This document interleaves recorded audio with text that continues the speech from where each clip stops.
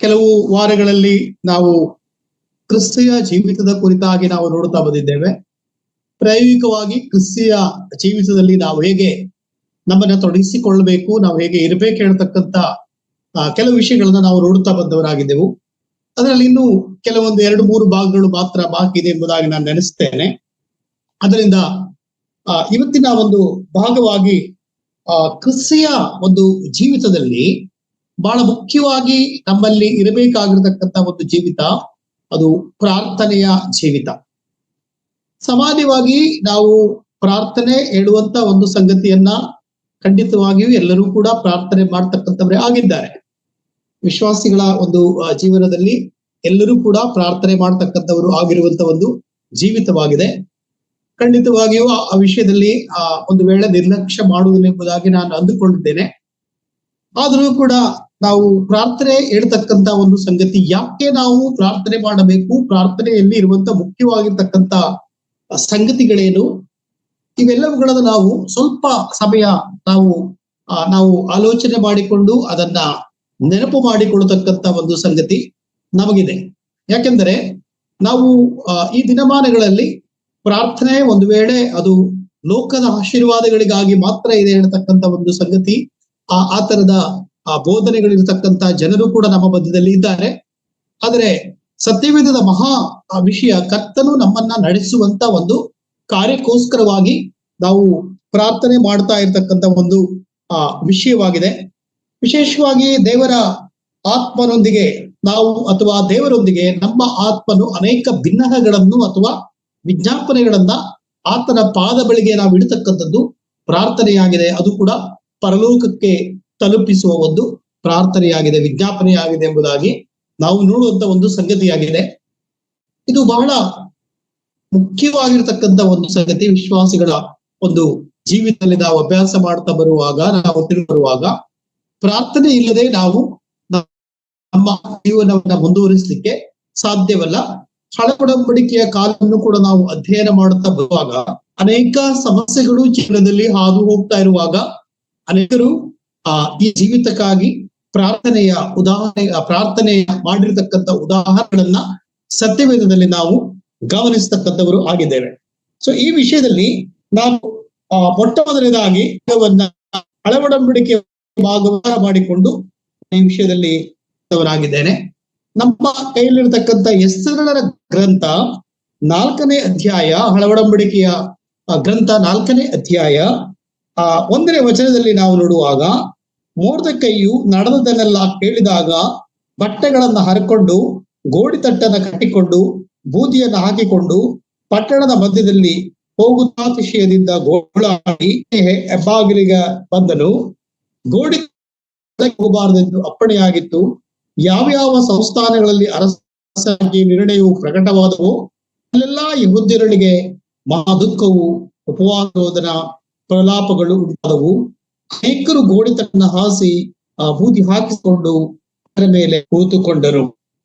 ದೇವರ ನಾಮಕ್ಕೆ ಸ್ತೋತ್ರ ಉಂಟಾಗಲಿ. ಇಲ್ಲಿ ಒಂದು ವಿಶ್ವಾಸಿಗಳ ಗುಂಪಿಗೆ ದೊಡ್ಡದಾಗಿರತಕ್ಕಂಥ ಹಿನ್ನಡೆ ಉಂಟಾಗಿದೆ.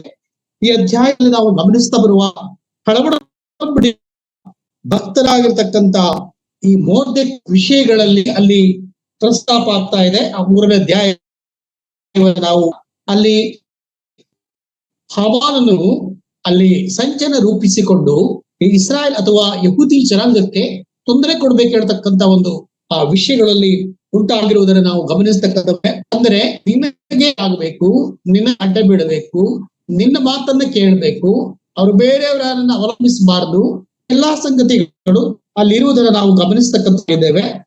ವಿಷಯ, ಅವರು ಆತನ ಭಕ್ತರಾಗಿರುವುದರಿಂದ ನಾವು ಮೊರ್ದೆಕೈ ತಿಳಿದವನಾಗಿದ್ದನು. ಒಬ್ಬ ವಿಶ್ವಾಸಿಯು ನಮಗೆ ಸಂಭವಿಸಿರ್ತಕ್ಕಂಥ ಎಲ್ಲಾ ಸಂಗತಿಗಳನ್ನ ತಿಳಿದಿರಬೇಕಾಗಿರ್ತಕ್ಕಂಥದ್ದು ಕೂಡ ಬಹಳ ಮುಖ್ಯವಾದ ವಿಷಯವಾಗಿದೆ. ಅದರಿಂದ ನಾವಲ್ಲಿ ಗಮನಿಸ್ತಾ ಬರತಕ್ಕಂಥ ಒಂದು ಸಂಗತಿ, ಅವರು ಗೋಡಿತಟ್ಟನ್ನ ಹೊತ್ತುಕೊಂಡು ಅವರು ಮುಂದೆ ನಾವು ಗಮನಿಸ್ತಕ್ಕಂಥದ್ದು, ಅಲ್ಲಿ ಎಸ್ತೇರಳವರಿಗೆ ಸಹಾಯ ಮಾಡತಕ್ಕಂಥದನ್ನ ನಾವು ನೋಡುತ್ತೇವೆ. ಎಸ್ತೇರಳು ರಾಜನ ಆಸ್ಥಾನದಲ್ಲಿ ಅವಳು ರಾಣಿಯಾಗಿ ಇರುವುದನ್ನು ನಾವು ಗಮನಿಸ್ತೇವೆ. ಹೀಗಾಗಿ ಇಲ್ಲಿ ಒಂದು ಸಂದಿಗ್ಧ ಪರಿಸ್ಥಿತಿ ಉಂಟಾಗಿದೆ. ಸೊ ಈ ಒಂದು ಪರಿಸ್ಥಿತಿಯಲ್ಲಿ ಮೊರ್ದೆಕೈ, ಕೆಲವು ಯಹೂದ್ಯರು ಕರ್ತನಲ್ಲಿ ಬಹಳ ತಗ್ಗಿಸಿಕೊಂಡು ಕರ್ತನಲ್ಲಿ ಅಳುತ್ತಾ ಇದ್ದಾರೆ, ಕರ್ತನಲ್ಲಿ ಪ್ರಾರ್ಥನೆ ಮಾಡ್ತಾ ಇದ್ದಾರೆ, ಕರ್ತನಲ್ಲಿ ಕೇಳಿಕೊಳ್ತಾ ಇದ್ದಾರೆ. ಈ ಒಂದು ನಂಬಿಕೆಯಿಂದ ನಮಗೆ ಹಿನ್ನಡೆ ಉಂಟಾಗ್ತಕ್ಕಂಥ ಸನ್ನಿವೇಶಗಳು ಆಗಬಾರದು.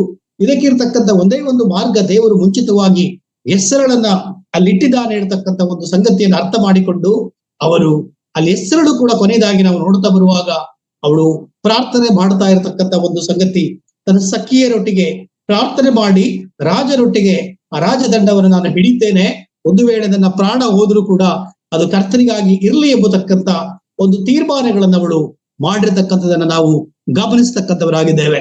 ಸುಪ್ರಿಯರೇ, ಇಲ್ಲಿ ಬಹಳ ಮುಖ್ಯವಾಗಿರ್ತಕ್ಕಂಥ ಅರ್ಥಗಳನ್ನ ಸತ್ಯವೇದದಲ್ಲಿ ನಾವು ಕಾಣ್ತಾ ಬರತಕ್ಕಂಥವರಾಗಿದ್ದೇವೆ. ಸತ್ಯವೇದದಲ್ಲಿ ವಿಶ್ವಾಸಿಗಳಿಗೆ ಒಡಂಬಡಿಕೆ ಗ್ರಂಥವನ್ನು ನಾವು ಅಭ್ಯಾಸ ಮಾಡ್ತಾ ಬರುವಾಗ ನಾವು ಕೇವಲ ಲೌಕಿಕವಾಗಿರ್ತಕ್ಕಂಥ ವಿಷಯಗಳನ್ನ ಮಾತ್ರ ಪ್ರಾರ್ಥಿಸತಕ್ಕಂಥ ಸಂಗತಿಗಳನ್ನ ಆಧಾರ ಮಾಡಿಕೊಡ್ತೇವೆ. ಆದರೆ ಒಡಂಬಡಿಕೆ ಒಳಗೊಂಡು ಹೊಸ ಒಡಂಬಡಿಕೆ ಕೂಡ ನಾವು ಬರುವಾಗ ಈ ಪ್ರಾರ್ಥನೆ ಹೇಳ್ತಕ್ಕಂಥದ್ದು ಅದು ಮುಖ್ಯವಾಗಿ, ಬಹಳ ಪ್ರಾಮುಖ್ಯವಾಗಿ ನಮ್ಮ ಆತ್ಮೀಯ ಆಶೀರ್ವಾದಗಳಿಗೆ ಅದು ಸಲ್ಲತಕ್ಕಂಥದ ವಿಜ್ಞಾಪನೆಗಳಾಗಿದೆ, ಪ್ರಾರ್ಥನೆಗಳಾಗಿದೆ ಹೇಳುವಂಥದನ್ನ ನಾವು ನಮ್ಮ ಗಮನದಲ್ಲಿ ಇಟ್ಟುಕೊಳ್ಬೇಕಾಗಿರ್ತಕ್ಕಂಥದ್ದಾಗಿದೆ. ಅನೇಕ ಪರಿಸ್ಥಿತಿಗಳು ಎದುರುಗೊಳ್ಳತಕ್ಕಂಥದ್ದಾಗಿದೆ. ಅನೇಕ ಪರಿಸ್ಥಿತಿಗಳು ಉಂಟಾಗುವಾಗ ಕರ್ತನ ಸಾನ್ನಿಧ್ಯದಲ್ಲಿ ನಾವು ಪ್ರಾರ್ಥನೆ ಮಾಡಬೇಕಾಗಿರ್ತಕ್ಕಂಥ ಒಂದು ಕರ್ತವ್ಯ ನಮ್ಮದಾಗಿರುತ್ತದೆ. ಸೊ ಆದ್ದರಿಂದ ಒಂದು ವೇಳೆ ದಾನಿಯೇಲನ ಪ್ರವಾದನೆ ಗ್ರಂಥವನ್ನು ಕೂಡ ನಾವು ಅಭ್ಯಾಸ ಮಾಡ್ತಾ ಬರುವಾಗ ದಾನಿಯೇಲನು ಆ ಸಿಂಹದ ಗವಿಗೆ ಹೋಗ್ಬೇಕಾಗಿರ್ತಕ್ಕಂಥ ಪರಿಸ್ಥಿತಿ ಬಂದಾಗ ರಾಜನು ತನಗೆ ವಿಧೇಯರಾಗಿ ತಾನು ಹೇಳಿದ ರೀತಿಯಲ್ಲಿ ಕೇಳಬೇಕಿರತಕ್ಕಂಥ ಆಜ್ಞಾಪನೆ ಆಗಿರ್ತಕ್ಕಂಥ ಸಂದರ್ಭದಲ್ಲಿ ಒಂದು ವೇಳೆ ಅದಕ್ಕೆ ಕೇಳದಿದ್ದರೆ ಸಿಂಹದ ಗವಿಯಲ್ಲಿ ಹಾಕಬೇಕಾಗಿರ್ತಕ್ಕಂಥ ಒಂದು ಪರಿಸ್ಥಿತಿ ಇದೆ ಎಂಬುದಾಗಿ ಅಂದುಕೊಂಡಾಗ ದಾನಿಯೇಲನ ಪ್ರವಾದನೆ ಗ್ರಂಥ 6ನೇ ಅಧ್ಯಾಯದ 10ನೇ ವಚನದಲ್ಲಿ ನಾವು ಗಮನಿಸುವಾಗ ಆತನು ಹೇಳುವಂತ ದಿನಕ್ಕೆ ಮೂರಾವರ್ತಿ ಆತನು ಮೊಣಕಾಲೂರಿಕೊಂಡು ಪ್ರಾರ್ಥನೆ ಮಾಡುತ್ತಾ ಇದ್ದಾರೆ ಎಂಬುದಾಗಿ ನಾವು ನೋಡುತ್ತೇವೆ.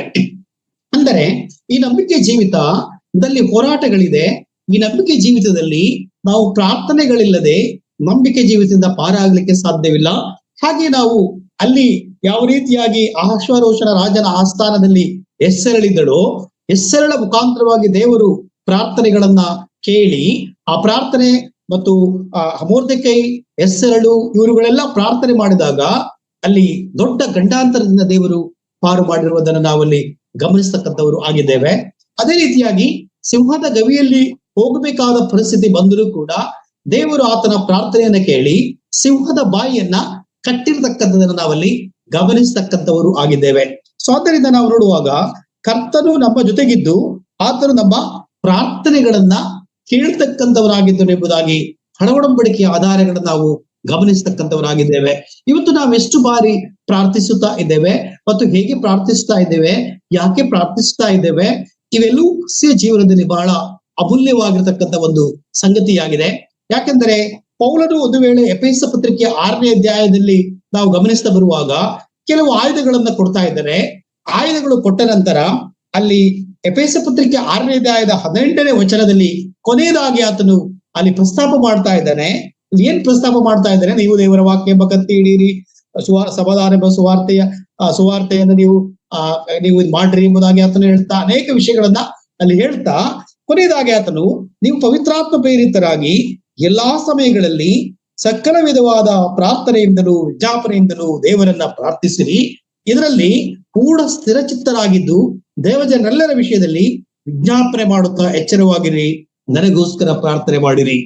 ಇಲ್ಲಿ ಪೌಲನು ಎಫೆಸದ ಸಭೆಗೆ ಬರೀತಕ್ಕಂಥ ಒಂದು ಸಂಗತಿನ ನಾವು ಗಮನಿಸುವಾಗ ಸರ್ವಾಯುಧಗಳನ್ನ ಆತನು ಕೊಡ್ತಾ ದೇವರ ವಾಕ್ಯ ಎಂಬ ಕತ್ತಿ ಹಿಡೀರಿ ಎಂಬುದಾಗಿ ಹೇಳ್ತಾ ನಂತರ ಆತನು ಕೊನೆಯದಾಗಿ ಆತನು ಪ್ರಾರ್ಥನೆ ಇರತಕ್ಕಂಥ ಆಯುಧದ ಕೊಡು ಕೂಡ ಬಹಳ ಮುಖ್ಯವಾದದ್ದು ಎಂಬುದಾಗಿ ಆತನು ವಿವರಣೆ ಮಾಡುವುದನ್ನ ನಾವಲ್ಲಿ ಗಮನಿಸ್ತಕ್ಕಂಥವರು ಆಗಿದ್ದೇವೆ.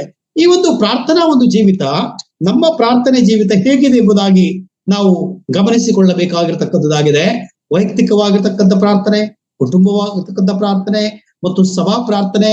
ಸಾಮಾನ್ಯವಾಗಿ ಈ ದಿನಮಾನಗಳಲ್ಲಿ ನಾವು ಕಾಣ್ತಾ ಬರುವಾಗ ಸಭಾ ಪ್ರಾರ್ಥನೆ ಎಂಬುದಾಗಿ ಹೇಳಿಕೊಳ್ಳುವಾಗ ಬಹಳ ಪ್ರಾಮುಖ್ಯತೆಯನ್ನು ಕೊಡದೆ ಸ್ವಂತ ಕಾರ್ಯಗಳನ್ನ ನಿರ್ವಹಿಸಿಕೊಂಡು ಹೋಗ್ತಕ್ಕಂಥವರ ಒಂದು ಸಂಗತಿಯನ್ನ, ಒಂದು ವೇಳೆ ಕೆಲವರು ಬ್ಯುಸಿ ಇಲ್ಲದೆ ಇರತಕ್ಕಂತ ಒಂದು ಪರಿಸ್ಥಿತಿ ಅಥವಾ ಕೆಲಸ ಮಾಡದೇ ಇರತಕ್ಕಂತ ಪರಿಸ್ಥಿತಿ, ಒಂದು ವೇಳೆ ಇದೆಲ್ಲ ಇರತಕ್ಕಂತ ಒಂದು ಪರಿಸ್ಥಿತಿಯಲ್ಲಿ ಹೋಗ್ತಾ ಇರುವಾಗ ಒಂದು ನಿಜವಾದಂತ ಆಸಕ್ತಿ ಪ್ರಾರ್ಥನಾ ಕೂಟಗಳಲ್ಲಿ ಕಂಡು ಬರೆದಿರ್ತಕ್ಕಂಥ ಸನ್ನಿವೇಶ ಅನೇಕ ಕಡೆಗಳಲ್ಲಿ ನಾವು ನೋಡುತ್ತೇವೆ.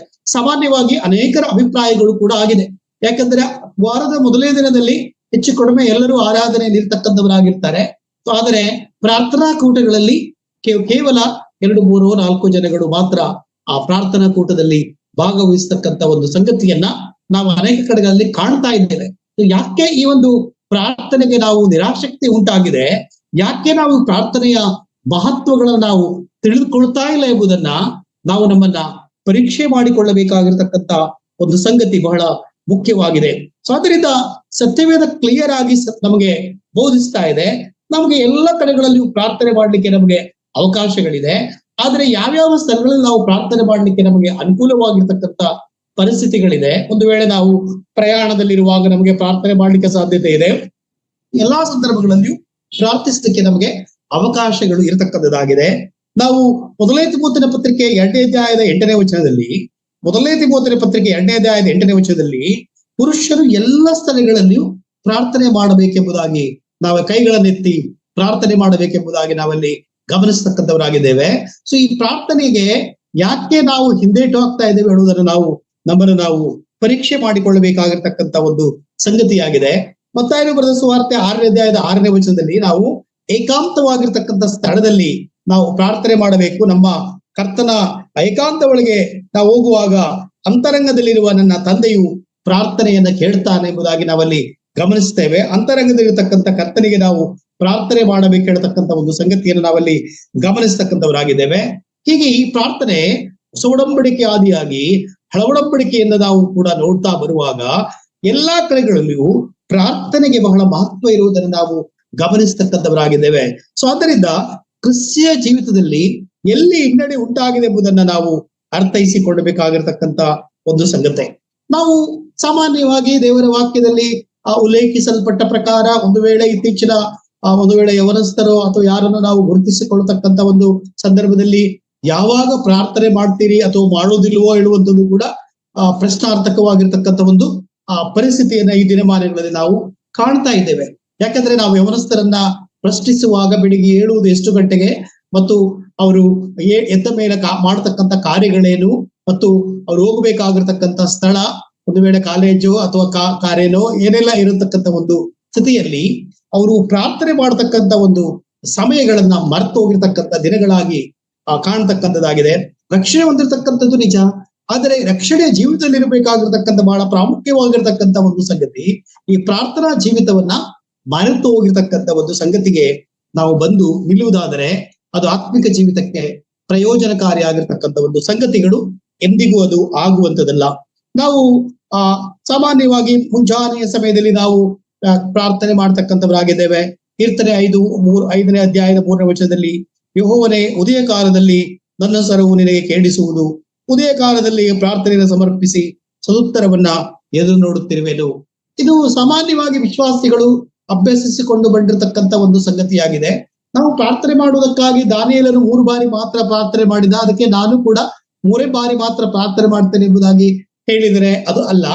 ದಾನಿಯೇಲನ ಒಂದು ಪರಿಸ್ಥಿತಿಯನ್ನು ನಾವು ಅರ್ಥ ಮಾಡಿಕೊಳ್ತಾ ಬರುವಾಗ ದಾನಿಯೇಲನು ಅವನ ಒಂದು ಆ ಒಂದು ಪರಿಸ್ಥಿತಿಯಲ್ಲಿ ರಾಜನ ಆಸ್ಥಾನದಲ್ಲಿ ಕಾರ್ಯನಿರ್ವಹಿಸತಕ್ಕಂತ ಒಂದು ಸಂದರ್ಭದಲ್ಲಿ ಆ 3 ಬಾರಿ ಆದರೂ ಅವನು ಸಮಯ ಮಾಡಿಕೊಂಡು ಆ ಪ್ರಾರ್ಥನೆ ಮಾಡ್ತಕ್ಕಂಥ ಒಂದು ಮನಸ್ಸು, ಆ ಹೃದಯಪೂರ್ವಕವಾಗಿ ಕರ್ತನೊಟ್ಟಿಗಿರ್ತಕ್ಕಂಥ ಸಂಬಂಧವನ್ನ ಆತನು ಗುರುತಿಸಿಕೊಂಡಿರ್ತಕ್ಕಂಥವನಾಗಿದ್ದನು. ಸೊ ಆದ್ದರಿಂದ ನಾವು ನೋಡ್ತಾ ಬರುವಾಗ ಅಂದ ಮಾತ್ರಕ್ಕೆ ದಾನಿಯೇಲನು 3 ಬಾರಿ ಮಾಡಿದ, ನಾನು 3 ಬಾರಿ ಮಾಡ್ತೇನೆ ಎಂಬುದಾಗಿ ಅಲ್ಲ.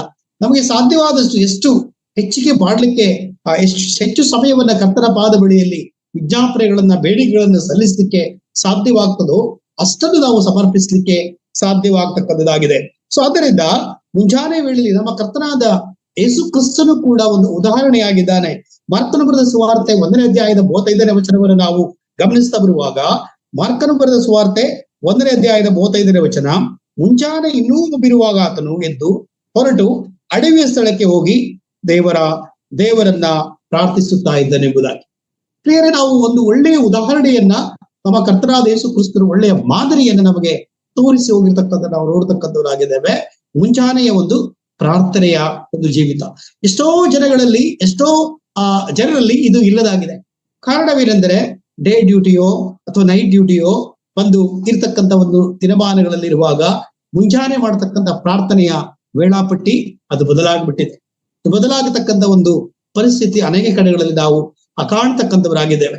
ಆದ್ದರಿಂದ ನಮ್ಮ ಒಂದು ಜೀವಿತದಲ್ಲಿ ದೇವರ ವಾಕ್ಯದ ಆ ಉದ್ದೇಶಗಳು ಮತ್ತು ದೇವರ ವಾಕ್ಯದಲ್ಲಿರತಕ್ಕಂಥ ಸಂಗತಿಗಳು, ಮಾದರಿಗಳು ಎಲ್ಲವನ್ನ ಮರೆತಿರ್ತಕ್ಕಂಥ ಒಂದು ಆ ಪರಿಸ್ಥಿತಿಗೆ ಬಂದಿರುವುದಾಗಿ ನಾವು ಅನೇಕ ಕಡೆಗಳಲ್ಲಿ ಕೇಳುವಾಗ ನಮಗೆ ಅರ್ಥವಾಗತಕ್ಕಂಥದ್ದಾಗಿದೆ. ಸೊ ಅದರಿಂದ ಈ ಸ್ಥಿತಿಗಳು ಎಂದಿಗೂ ಕ್ರಿಸ್ತಿಯ ಜೀವಿತದಲ್ಲಿ ಆಗಬಾರದು.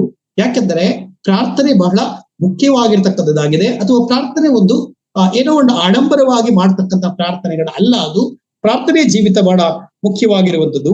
ಇನ್ನು ಕೆಲವರು ಮಧ್ಯಾಹ್ನ ಮತ್ತು ಸಂಜೆ ಹೊತ್ತಿನಲ್ಲಿ ಪ್ರಾರ್ಥನೆ ಮಾಡ್ತಕ್ಕಂಥವರಾಗಿದ್ರು. ಹಳೆ ಒಡಂಬಡಿಕಾರದಲ್ಲಿ ಕೂಡ ನಾವು ಅದನ್ನ ಗಮನಿಸ್ತೇವೆ. ಕೀರ್ತನೆ 55:17 ತ್ರಿಕಾಲದಲ್ಲಿಯೂ ಹಂಬಲಿಸುತ್ತಾ ಮೊರೆ ಇಡುವೆನು, ಆತನು ನನ್ನ ಮೊರೆಯನ್ನ ಕೇಳುವನು. ಅದರಿಂದ ನಾವು ನೋಡುವಾಗ 3 ಕಾಲಗಳಲ್ಲಿಯೂ ಪ್ರಾರ್ಥನೆ ಮಾಡ್ತಕ್ಕಂಥದನ್ನ ನಾವು ಸತ್ಯವೇದದಲ್ಲಿ ಗಮನಿಸ್ತಕ್ಕಂಥವರಾಗಿದ್ದೇವೆ. ಮತ್ತು ಅನುದಿನದ ಪ್ರಾರ್ಥನೆ, ಕೀರ್ತನೆ 86:3 ಅನುದಿನದ ಪ್ರಾರ್ಥನೆ ಮಾಡ್ತಕ್ಕಂಥ ಒಂದು ಸಂಗತಿಯನ್ನು ನಾವು ನೋಡ್ತಕ್ಕಂಥವರಾಗಿದ್ದೇವೆ. ಸೊ ಹಾಗಾಗಿ ಅನುದಿನವೂ ಪ್ರಾರ್ಥನೆ, ಒಂದು ವೇಳೆ ನಮಗೆ ಸಮಯ ಸಿಕ್ಕಿರ್ತಕ್ಕಂಥ ಎಲ್ಲ ಸಮಯಗಳಲ್ಲಿ ಅತಿ ಹೆಚ್ಚಿನ ಪ್ರಾರ್ಥನೆ ವಿಜ್ಞಾಪನೆಗಳನ್ನ ನಾವು ಕಳೆಯಬೇಕಾಗಿರುವುದು ಬಹಳ ಮುಖ್ಯವಾದ ಒಂದು ಸಂಗತಿಯಾಗಿದೆ. ನಾವು ಸತ್ಯವೇದ ಓದತಕ್ಕಂಥವರಾಗಿದ್ದೇವೆ ಮತ್ತು ಓದುವಾಗಲೂ ಕೂಡ ನಾವು ಅದನ್ನ ಅರ್ಥೈಸಿಕೊಳ್ಳುವಾಗಲೂ ಕೂಡ ಅದನ್ನು ಧ್ಯಾನ ಮಾಡುವಾಗಲೂ ಕೂಡ ಕೆಲವು ಸಂದರ್ಭದಲ್ಲಿ ವಿಫಲತೆಯನ್ನ ಹೊಂದತಕ್ಕಂಥ ಒಂದು ಜೀವಿತ ಈ ಕ್ರಿಸ್ತಿಯ ಜೀವಿತದಲ್ಲಿದೆ. ಅದು ಎಂದಿಗೂ ಆಗಬಾರದಾಗಿರ್ತಕ್ಕಂಥ ಒಂದು ಜೀವಿತವಾಗಿದೆ. ಅದರಿಂದ ನಾವು ನೋಡುವಾಗ ಎಲ್ಲ ಕಾಲದಲ್ಲಿ, ಎಲ್ಲ ಸಂದರ್ಭದಲ್ಲಿ ನಮ್ಮ ದೇವರು ತೂಕಡಿಸುವನಲ್ಲ, ನಿದ್ರಿಸುವನಲ್ಲ. ನಾವು 1 ಗಂಟೆ ರಾತ್ರಿ ಮಾಡಿದ್ರು, 2 ಗಂಟೆ ರಾತ್ರಿ ಮಾಡಿದ್ರು, 3 ಗಂಟೆ ರಾತ್ರಿ ಪ್ರಾರ್ಥನೆ ಮಾಡಿದ್ರು, ಎಲ್ಲ ಸಮಯಗಳಲ್ಲಿ ನಮ್ಮ ಕರ್ತನು ಆತನು ತೂಕಡಿಸದೆ, ನಿದ್ರಿಸದೆ ಆತನು ನಮ್ಮ ಪ್ರಾರ್ಥನೆಯನ್ನ ಕೇಳತಕ್ಕಂಥವನು ಆಗಿದ್ದಾನೆ. ಅದರಿಂದ ನಾವು ಈಗಾಗಲೇ ನೋಡ್ತಾ ಬಂದ ಹಾಗೆ ದಾನಿಯೇಲನು ಒಬ್ಬ ಭಕ್ತನಾಗಿ ಪೂರಾವರ್ತಿ ಆತನು ಪ್ರಾರ್ಥನೆ ಮಾಡ್ತಾ ಇದ್ದನು. ಯಾಕೆಂದ್ರೆ ಆತನು ದಾನಿಯೇಲನು ರಾಜನ ಆಸ್ಥಾನದಲ್ಲಿ ಕೆಲಸ ಮಾಡ್ತಕ್ಕಂಥ ಒಂದು ವ್ಯಕ್ತಿಯಾಗಿ, ಭಕ್ತನಾಗಿ, ದೇವರ ಭಕ್ತನಾಗಿರುವಂತವನಾಗಿದ್ದನು. ಅದರಿಂದ ಆ ಸಮಯ ಮಾಡಿಕೊಂಡು ಆತನು ಪ್ರಾರ್ಥನೆ ಮಾಡ್ತಕ್ಕಂಥವನಾಗಿದ್ದೇನೆಂಬುದಾಗಿ ನಾವು ನೋಡತಕ್ಕಂಥವರಾಗಿದ್ದೇವೆ. ಸೊ ಈ ದಿನಮಾನಗಳಲ್ಲಿ ಪ್ರಾರ್ಥನೆಯ ವಿಷಯಗಳನ್ನ ನಾವು ಗಮನಿಸ್ತಾ ಬರುವಾಗ ಅನೇಕರು ಪ್ರಾರ್ಥನೆ ಮಾಡ್ತಕ್ಕಂಥ ಸಂಗತಿಗಳು ಬಹಳ ಕ್ಲುಪ್ತವಾಗಿ, ಶಾರ್ಟ್ ಆಗಿ ಆಗ್ಬಿಟ್ಟಿದೆ. ಯಾಕೆಂದ್ರೆ ನಾವು ಅನೇಕ ವಿಷಯಗಳಿಗೆ ಪ್ರಾರ್ಥನೆ ಮಾಡ್ತಾ ಹೋಗ್ತಕ್ಕಂತ ಒಂದು ಸಂದರ್ಭ ಈ ದಿನಮಾನಗಳಲ್ಲಿ ಕಡಿಮೆ ಆಗ್ತಾ ಇದೆ. ಅದರಿಂದ ಪ್ರಾರ್ಥನಾ ಜೀವಿತ ಕಡಿಮೆ ಆಗ್ತಾ ಇದೆ. ಈ ಪ್ರಾರ್ಥನಾ ಜೀವಿತ ಕಡಿಮೆ ಆಗ್ತಾ ಇರುವುದರಿಂದ ಉತ್ತರ ಸಿಗ್ತಾ ಇಲ್ಲ. ಕೇವಲ ನಾವು ಆ ಲೋಕದ ದೃಷ್ಟಿಯಲ್ಲಿ ಲೌಕಿಕವಾದ ಪ್ರಾರ್ಥನೆ, ಲೌಕಿಕವಾದ ಆಶೀರ್ವಾದಗಳಿಗೆ ಸೀಮಿತವಾಗಿರ್ತಕ್ಕಂಥ ಪ್ರಾರ್ಥನೆಯನ್ನು ನಾವು ಮಾಡ್ತಾ ಇದ್ದೇವೆ. ಹಾಗೆ ಮಾಡುವುದಾದರೆ ನಾವು ಆತ್ಮಿಕವಾಗಿರ್ತಕ್ಕಂಥ ಆಶೀರ್ವಾದಗಳನ್ನ ಹೊಂದಲಿಕ್ಕೆ ಸಾಧ್ಯವಿಲ್ಲ ಮತ್ತು ಆತ್ಮಿಕವಾಗಿರ್ತಕ್ಕಂಥ ಸಂಗತಿಗಳನ್ನ ಅರ್ಥ ಮಾಡಿಕೊಳ್ಳಿಕ್ಕೆ ಸಾಧ್ಯ ಇಲ್ಲ. ಸೊ ಅದರಿಂದ ನಾವು ಪ್ರಾರ್ಥನೆಗೆ ಅನೇಕ ವಿಷಯಗಳು ನಮ್ಮ ಮುಂದೆ ಇರ್ತಕ್ಕಂಥದ್ದಾಗಿದೆ. ಸತ್ಯವೇದ ನಮಗೆ ಮಾತನಾಡತಕ್ಕಂಥದ್ದಾಗಿದೆ ಪ್ರಿಯರೇ. ಅದರಿಂದ ನಾವು ನೋಡ್ತಾ ಬರುವಾಗ ಮತ್ತಾಯನ ಬರೆದ ಸುವಾರ್ತೆ 6ನೇ ಅಧ್ಯಾಯದ 9-13 ಧ್ಯಾನ ಮಾಡ್ತಾ ಬರುವಾಗ ಅಲ್ಲಿ ದೇವರ ಚಿತ್ತ ಮತ್ತು ನಮ್ಮ ಅನುದಿನದ ಆಹಾರಕ್ಕೋಸ್ಕರ ಮಾರ್ಗದರ್ಶನ ಮತ್ತು ಶೋಧನೆ, ಈ ಶೋಧನೆ ಇವೆಲ್ಲವನ್ನ ಮತ್ತು ಪಾಪದ ಮೇಲೆ ಜಯ, ಇವೆಲ್ಲವೂ ಬಹಳ ಪ್ರಾಮುಖ್ಯವಾಗಿ ನಾವು ಆತ್ಮಿಕ ಜೀವಿತದ ಹೋರಾಟದಲ್ಲಿ ನಾವು ಅದನ್ನ ಜಯಗಳಿಸಬೇಕಾದ್ರೆ ಪ್ರಾರ್ಥನೆ ಬಹಳ ಮುಖ್ಯವಾಗಿರ್ತಕ್ಕಂಥದ್ದಾಗಿದೆ ಎಂಬುದಾಗಿ ಈ ವಿಷಯವನ್ನ ನಾವು ಅರ್ಥೈಸಿಕೊಂಡಿರಬೇಕು. ಅನೇಕರು ಲೌಕಿಕವಾದ ವಿಷಯಗಳನ್ನ ಆಧಾರ ಮಾಡಿಕೊಂಡು ಅದಕ್ಕೋಸ್ಕರನೇ ಪ್ರಾರ್ಥನೆ ಮಾಡ್ತಕ್ಕಂಥ ಒಂದು ಸಂದರ್ಭಗಳನ್ನ ನಾವು ನೋಡ್ತಕ್ಕಂಥವ್ರು ಆಗಿರ್ತೇವೆ. ಒಂದು ವೇಳೆ ನಾವು ನಮಗೋಸ್ಕರವಾಗಿ ಹೆಚ್ಚಾಗಿ ಪ್ರಾರ್ಥನೆ ಮಾಡ್ಲಿಕ್ಕೆ ಇಷ್ಟವುಳ್ಳವರಾಗಿರ್ತೇವೆ, ಇತರರಿಗೋಸ್ಕರವಾಗಿ ನಾವು ಪ್ರಾರ್ಥನೆ ಮಾಡ್ತಕ್ಕಂಥದ್ದನ್ನ ನಾವು ಹೆಚ್ಚಾಗಿ ಮರಿತೇವೆ. ಅದೆಂದಿಗೂ ಆಗಬಾರದು. ಅದರಿಂದ ದೇವರ ವಾಕ್ಯ ಅನೇಕ ಪ್ರಾರ್ಥನೆಗೆ ವಿಷಯಗಳನ್ನು ನಮಗೆ ಆತನು ಕೊಟ್ಟಿದ್ದಾನೆ. ಮೊಟ್ಟ ಮೊದಲನೇದಾಗಿ ನಮ್ಮ ಆತ್ಮಿಕ ಜೀವಿತ ಮತ್ತು ಶೋಧನೆಗಳನ್ನ ಜಯಿಸ್ತಕ್ಕಂತ ಸಂಗತಿಗಳಿಗೆ ನಾವು ಹೆಚ್ಚಾಗಿ ಪ್ರಾರ್ಥನೆ ಮಾಡ್ತಕ್ಕಂಥ ವಿಷಯಗಳು ನಮ್ಮ ಮುಂದೆ ಇದೆ. ಅಷ್ಟು ಮಾತ್ರವಲ್ಲ, ಯಾಕೋಬರ ಪತ್ರಿಕೆ 5ನೇ ಅಧ್ಯಾಯದ 13-16 ನಾವು ನೋಡುವಾಗ, ಯಾಕೋಬರ ಪತ್ರಿಕೆ 5ನೇ ಅಧ್ಯಾಯದ 13-16 ನೋಡುವಾಗ ಅನಾರೋಗ್ಯ ನೋಡ್ರಿ, ಇತ್ತೀಚಿನ ದಿನಮಾನಗಳಲ್ಲಿ ಹೆಚ್ಚಾಗಿ ಲೋಕದವರನ್ನ ನಾವು ಬಿಟ್ರೆ ವಿಶ್ವಾಸಿಗಳಾಗಿರ್ತಕ್ಕಂಥ ನಾವು ಕೂಡ ಅನೇಕ ರೋಗಗಳು ಅಂಟಿಕೊಂಡಿರ್ತಕ್ಕಂಥದ್ದಾಗಿದೆ. ಸೊ ಈ ಅಂಟಿಕೊಂಡಿರ್ತಕ್ಕಂಥ ವಿಷಯಗಳಿಗೆ ಸಂಬಂಧಪಟ್ಟಂತೆ ನಾವು ಆಲೋಚನೆ ಮಾಡ್ತಾ ಬರುವಾಗ ನಾವು ಇತರರಿಗೂ ಕೂಡ ಪ್ರಾರ್ಥನೆ ಮಾಡುವುದು ಅಥವಾ ನಮಗೆ ಇರ್ತಕ್ಕಂಥ ರೋಗಗಳ ಕುರಿತಾಗಿ ಪ್ರಾರ್ಥನೆ ಮಾಡುವಂಥದ್ದು ಇದು ಬಹಳ ಪ್ರಾಮುಖ್ಯವಾಗಿರ್ತಕ್ಕಂಥ ಒಂದು ಸಂಗತಿಗಳು ಕೂಡ ಆಗಿದೆ. ಇದು ನಮ್ಮ ದಿನನಿತ್ಯದ ಜೀವನದಲ್ಲಿ ಏನಾಗಬೇಕಾಗಿದೆ, ಹೆಚ್ಚಾಗಿ ನಾವು ಪ್ರಾರ್ಥನೆ ಮಾಡಬೇಕಾಗಿರ್ತಕ್ಕಂಥ ಒಂದು ಕರ್ತವ್ಯ ನಮ್ಮದಾಗಿದೆ. ಹಾಗಾಗಿ ಈಗ ಮರೆತಿರ್ತಕ್ಕಂಥ ಒಂದು ಸಂಗತಿಗಳಾಗಿ ಅನೇಕ ಕಡೆಗಳಲ್ಲಿ ನಾವು ಕಾಣ್ತಾ ಇದ್ದೇವೆ. ಸೊ ಹಾಗಾಗಿ ಈ ಪ್ರಾರ್ಥನೆ ವಿಷಯಗಳನ್ನ ನಾವು ಮರೆಯಬಾರದು. ನಾವು ನೋಡುವಾಗ ಮೊದಲನೇ ತಿಮೋಥೆಯನ ಪತ್ರಿಕೆ 2ನೇ ಅಧ್ಯಾಯದ 1-4 ವಚನಗಳವರೆಗೆ ನೋಡುವಾಗ, ಮನುಷ್ಯರಿಗೋಸ್ಕರ, ಅರಸರುಗಳಿಗೋಸ್ಕರ, ಅಧಿಕಾರಿಗಳಿಗೋಸ್ಕರ ಎಲ್ಲವೂ ಕೂಡ ಪ್ರಾರ್ಥನೆ ಮಾಡಬೇಕು ಹೇಳ್ತಕ್ಕಂಥ ಒಂದು ಸಂಗತಿಯನ್ನ ಪೌಲನು ಅಲ್ಲಿ ವಿವರಣೆ ಮಾಡ್ತಾ ಬಂದಿರತಕ್ಕಂಥದನ್ನ ನಾವಲ್ಲಿ ಗಮನಿಸತಕ್ಕಂಥವರು ಆಗಿದ್ದೇವೆ. ಸೊ ಆದ್ದರಿಂದ ಇವೆಲ್ಲವೂ ನಮ್ಮ ಮೇಲೆ ಜವಾಬ್ದಾರಿ ಇದೆ. ನಾವು ಇಡೀ ಪ್ರಪಂಚಕ್ಕೋಸ್ಕರ, ದೇಶಕ್ಕೋಸ್ಕರ, ರಾಜ್ಯಕ್ಕೋಸ್ಕರ ಇವೆಲ್ಲ ವಿಷಯಗಳಿಗೆ ಪ್ರಾರ್ಥನೆ ಮಾಡಬೇಕಾಗಿರ್ತಕ್ಕಂಥವರು ನಾವು ಕೂಡ ಆಗಿದ್ದೇವೆ.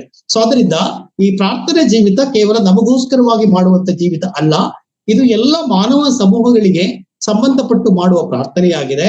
ಮಾತ್ರವಲ್ಲ, ಅದು ವಿಶ್ವಾಸಿಗಳಿಗೂ ಕೂಡ ಪ್ರಾರ್ಥನೆ ಮಾಡತಕ್ಕಂಥ ಒಂದು ಕರ್ತವ್ಯ ನಮ್ಮದಾಗಿದೆ. ಸೊ ಅದರಿಂದ ನಾವು ಹಿನ್ನಡೆಯನ್ನ ಅನುಭವಿಸ್ತಾ ಇದ್ದೇವೋ ಏನೋ ಎಂಬುದಾಗಿ ಅನಿಸ್ತಾ ಇದೆ. ಯಾಕೆಂದ್ರೆ ಎಲ್ಲಾ ಕಡೆಗಳಲ್ಲಿಯೂ ಕೂಡ ಅನೇಕ ಭಕ್ತರು ಅಥವಾ ಇತ್ತೀಚಿನ ಒಂದು ವೇಳೆ ಯವನಸ್ಥರ ಒಂದು ಸಂಗತಿಯನ್ನ ನಾವು ಆಲೋಚನೆ ಮಾಡ್ತಾ ಬರುವಾಗ ಪ್ರಾರ್ಥನೆ ಜೀವಿತ ಅದು ಕೆಳಗಡೆ ಇದೆ.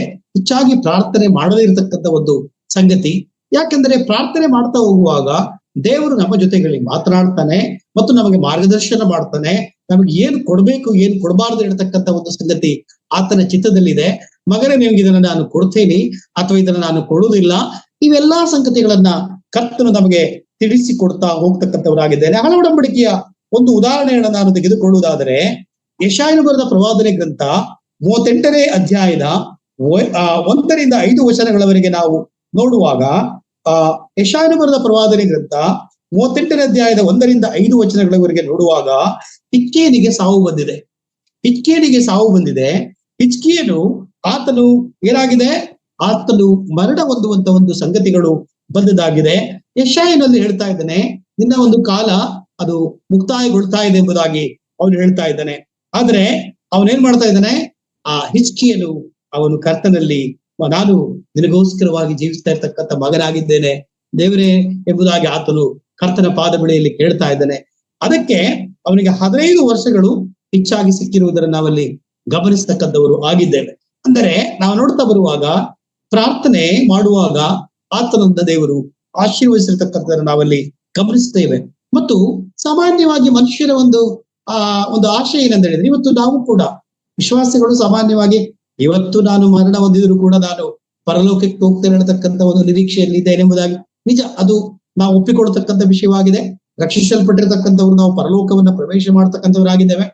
ಆದ್ರೂ ಕೂಡ ಶಾರೀರಿಕವಾಗಿ ನಾವೇನ್ ಮಾಡ್ತೇವೆ, ಇನ್ನೂ ಹೆಚ್ಚಾದ ವರ್ಷಗಳನ್ನ ನಾವು ಅನುಭವಿಸ್ಬೇಕು ಅಥವಾ ಹೆಚ್ಚಾದ ವರ್ಷಗಳಲ್ಲಿ ಬದುಕಿ ಬಾಳಬೇಕು ಹೇಳ್ತಕ್ಕಂಥ ಒಂದು ಆಶೆಗಳನ್ನ ನಾವು ವ್ಯಕ್ತಪಡಿಸ್ತಕ್ಕಂಥವ್ರು ಆಗಿರ್ತಕ್ಕಂಥವ್ರಾಗಿದ್ದೇವೆ. ಒಂದು ವೇಳೆ ಜನರಲ್ಲಿ ನಾವು ಹಂಚಿಕೊಳ್ಳದಿದ್ದರೂ ಕೂಡ ನಮ್ಮೊಳಗೆ ಅದನ್ನ ನಾವಿಟ್ಟುಕೊಂಡು ಹೋಗ್ತಕ್ಕಂಥವ್ರು ಆಗಿದ್ದೇವೆ. ಹಾಗಾಗಿ ಇಲ್ಲಿ ಹಿಜ್ಕೀಯನು ದೀರ್ಘಾಯುಷ್ಯಕ್ಕಾಗಿ ಆತನು ಪ್ರಾರ್ಥನೆ ಮಾಡಿರುವುದನ್ನು ನಾವಲ್ಲಿ ಗಮನಿಸ್ತಕ್ಕಂಥವರಾಗಿದ್ದೇವೆ. ಅಂದ್ರೆ ಒಂದೊಂದು ದಿನಮಾನಗಳಿಗೋಸ್ಕರ ಕೂಡ, ಈ ದಿನಮಾನಗಳಲ್ಲಿ ಒಂದೊಂದು ದಿವಸಗಳಿಗೋಸ್ಕರ ಕೂಡ ನಾವು ಕರ್ತನ ಪಾದ ಬಳಿಯಲ್ಲಿ ಕೂತ್ಕೊಳ್ಳಬೇಕಾಗಿರುವಂತದ್ದಾಗಿದೆ. ಹಾಗಾಗಿ ಪ್ರಾರ್ಥನೆಗೆ ಅನೇಕ ವಿಷಯಗಳು. ಇನ್ನು ನಾವು ಒಂದು ವೇಳೆ ನಮ್ಮ ಸೊಲೊಮೋನನ ಕುರಿತಾಗಿ ನಾವು ಆಲೋಚನೆ ಮಾಡ್ತಾ ಬರುವಾಗ, ಅಲ್ಲಿ 1 ಅರಸು ಪುಸ್ತಕ 3ನೇ ಅಧ್ಯಾಯದ 5-9 ವಚನಗಳವರೆಗೆ ನಾವಲ್ಲಿ ಧ್ಯಾನ ಮಾಡ್ತಾ ಬರುವಾಗ, ಅರಸನಾಗಿರ್ತಕ್ಕಂಥ ಸೊಲೊಮೋನನು, ದಾವೀದನ ಮಗನಾಗಿರ್ತಕ್ಕಂಥ ಸೊಲೊಮೋನನು ಅವನೇನ್ ಮಾಡಿದಾನೆ ಎಂಬುದಾಗಿ ನೋಡುವಾಗ, ಕರ್ತನಲ್ಲಿ ಪ್ರಾರ್ಥನೆ ಮಾಡುವಂಥದ್ದು ಯಾವುದಾಗಿತ್ತೆಂಬುದಾಗಿ ನೋಡುವಾಗ, ಜ್ಞಾನ ಮತ್ತು ವಿವೇಕಕ್ಕಾಗಿ ಆತನು ಪ್ರಾರ್ಥನೆ ಮಾಡಿದ. ಅವನ ಜ್ಞಾನಕ್ಕಾಗಿ, ಅವನು ಆ ವಿವೇಕಕ್ಕಾಗಿ ಕರ್ತನಲ್ಲಿ ಪ್ರಾರ್ಥನೆ ಮಾಡುವಾಗ, ನಾನೇನು ಬಲ್ಲವನೆಂಬುದಾಗಿ ಅಲ್ಲ ಸ್ವಾಮಿ, ನನಗೇನು ಗೊತ್ತಿಲ್ಲ, ಈ ಜನರನ್ನ ಆಡಳಿತ ಮಾಡಿ ನಿರ್ವಹಿಸಲಿಕ್ಕೆ ನನಗೆ ವಿವೇಕ ಬೇಕೆಂಬುದಾಗಿ ಆತನು ಪ್ರಾರ್ಥನೆ ಮಾಡಿದಾಗ ಆತನಿಗೆ ಜ್ಞಾನ ವಿವೇಕಗಳನ್ನ ಹೇರಳವಾಗಿ ದೇವರು ದಯಪಾಲಿಸುವುದನ್ನು ನಾವು ನೋಡ್ತಕ್ಕಂಥವರಾಗಿದ್ದೇವೆ.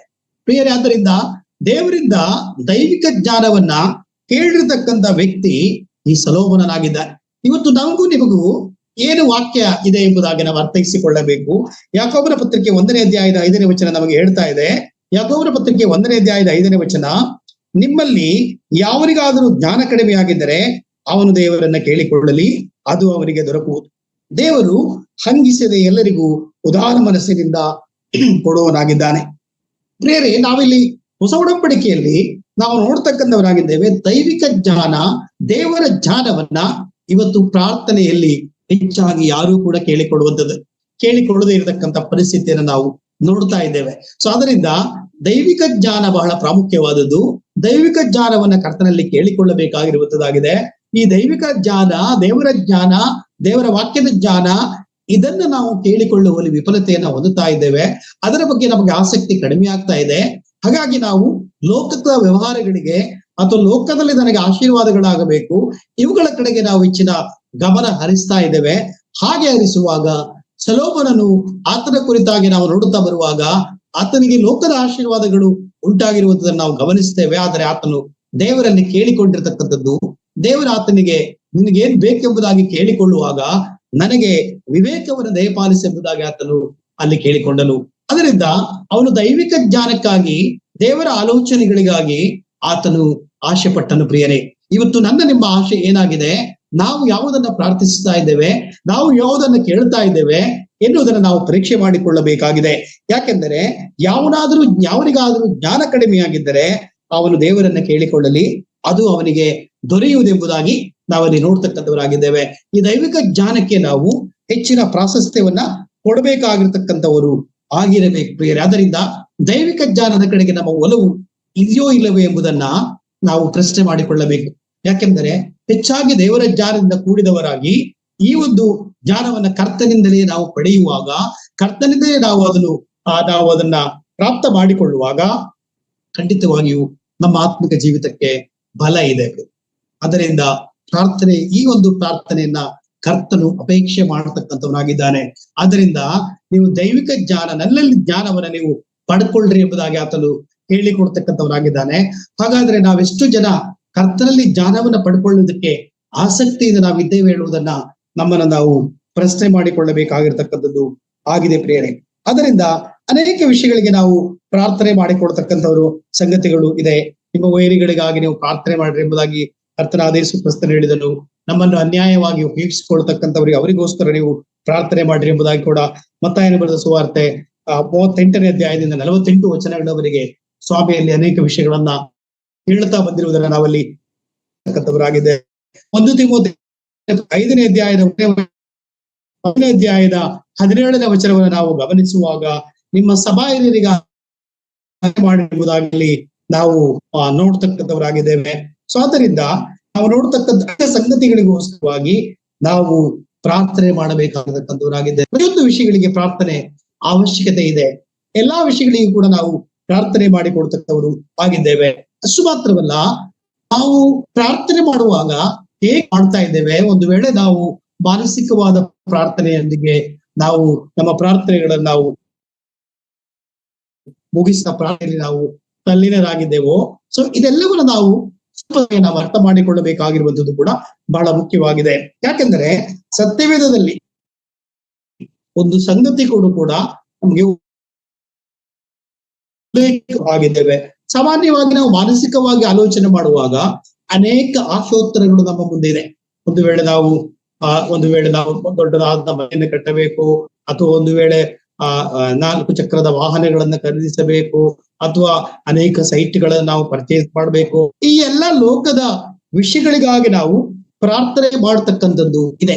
ಅದ್ರಲ್ಲಿ ನಾವು ಇದೆಲ್ಲವೂ ಕೂಡ ಮಾನಸಿಕವಾಗಿರ್ತಕ್ಕಂಥ ಒಂದು ಸಂಗತಿಗಳಿಗಾಗಿ ನಾವು ಪ್ರಾರ್ಥನೆ ಮಾಡುವುದನ್ನು ನಾವು ನೋಡ್ತೇವೆ.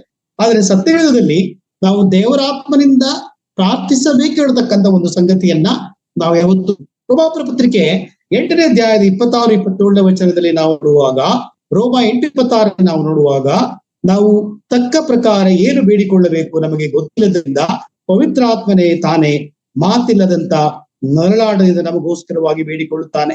ಅದರಿಂದ ಪ್ರಿಯರೇ, ನಾವು ನೋಡ್ತಾ ಬರುವಾಗ ಅಲ್ಲಿ ಮುಂದೆ ನೋಡ್ತೇವೆ, ಹೃದಯವನ್ನು ಸೋಲಿಸಿದಾತನು ಪವಿತ್ರಾತ್ಮನ ಮನೋಭಾವ ಏನೆಂಬುದಾಗಿ ತಿಳಿದಿದೆ.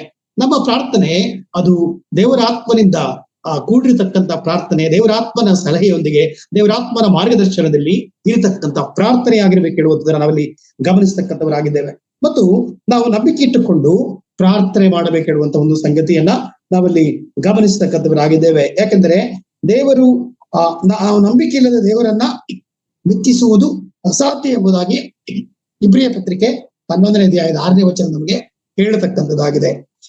ಆದ್ದರಿಂದ ಪ್ರಿಯರೇ, ನಾವು ನೋಡ್ತಾ ಬರುವಾಗ ಈ ನಂಬಿಕೆ ಇಟ್ಟು ಕರ್ತನ ಬಳಿಯಲ್ಲಿ ನಾವು ಕೇಳಿಕೊಳ್ಳಬೇಕು ಮತ್ತು ದೇವರ ಬಳಿಗೆ ಬರುವುದಕ್ಕೆ ಆ ಹುಡುಕುವರಿಗೆ ತನಗೆ ಪ್ರತಿಫಲ ಕೊಡ್ತಾನೆ ಎಂಬುದಾಗಿ ನಂಬಬೇಕೆಂಬುದಾಗಿ ನಾವಲ್ಲಿ ಗಮನಿಸ್ತಕ್ಕಂಥವರಾಗಿದ್ದೇವೆ. ಸೊ ಆದ್ದರಿಂದ ಖಂಡಿತವಾಗಿಯೂ ನಂಬಿಕೆ ಮೂಲಕವಾಗಿ ನಾವು ಬರಬೇಕಾಗಿರ್ತಕ್ಕಂಥದ್ದಾಗಿದೆ. ಅನೇಕ ಸಂದರ್ಭಗಳಲ್ಲಿ ಲೋಕದ ಆಶೀರ್ವಾದಗಳನ್ನ ನಾವು ಆಧಾರ ಮಾಡಿಕೊಂಡು ಲೋಕದ ಆಶೀರ್ವಾದಗಳು ಸಿಗದಿದ್ದರೆ ನಾವು ನಮ್ಮ ಆತ್ಮಿಕ ಸಂತೋಷವನ್ನ ಕಡಿಮೆ ಮಾಡಿಕೊಡ್ತಕ್ಕಂಥ ಒಂದು ಸನ್ನಿವೇಶಕ್ಕೆ ಬಂದು ನಿಲ್ತಕ್ಕಂಥವರು ವಿಶ್ವಾಸಿಗಳಾಗಿರುವಂತದನ್ನ ನಾವು ಕಾಣ್ತಕ್ಕಂಥವರಾಗಿದ್ದೇವೆ. ಆದ್ರೆ ಎಂದಿಗೂ ಕೂಡ ಬಹಳ ಪ್ರಾಮುಖ್ಯವಾಗಿ ನಾವು ನಂಬಿಕೆಯಲ್ಲಿರುವಾಗ ನಮಗೆ ಪ್ರತಿಫಲಗಳನ್ನ ದೇವರು ಕೊಡ್ತಾನೆ ಇಡುವಂತದನ್ನ ನಂಬಬೇಕಾಗಿರುವಂತದ್ದು ಬಹಳ ಮುಖ್ಯವಾಗಿದೆ. ಅದರಿಂದ ನಾವು ಪ್ರಾರ್ಥನೆ ಮಾಡತಕ್ಕಂಥ ವಿಷಯಗಳಲ್ಲಿ ಹಿಂದೆ ಇಟ್ಟು ಹಾಕಬಾರದು. ನಾವು ಯಾವಾಗ್ಲೂ ಬೇಸರಗೊಳ್ಳದೆ ಪ್ರಾರ್ಥನೆ ಮಾಡಬೇಕೆಂಬುದಾಗಿ ನೋಡ್ತೇವೆ. ಅನೇಕ ವಿಷಯಗಳಿಗೆ ನಾವು ಏನಂದುಕೊಳ್ತೇವೆ, ಈ ಪ್ರಾರ್ಥನೆಗಳಿಗೆ ಉತ್ತರ ಇಲ್ಲ ಎಂಬುದಾಗಿ. ಆದರೆ ಯಾವಾಗಲೂ ಬೇಸರಗೊಳ್ಳದೆ ಪ್ರಾರ್ಥನೆ ಮಾಡಿರಿ ಎಂಬುದಾಗಿ ಕರ್ತನು ಲೂಕನು ಬರೆದ ಸುವಾರ್ತೆ 18ನೇ ಅಧ್ಯಾಯದ 1-8 ವಚನಗಳವರೆಗೆ ಅಲ್ಲಿ ಮಾತಾಡ್ತಾನೆ.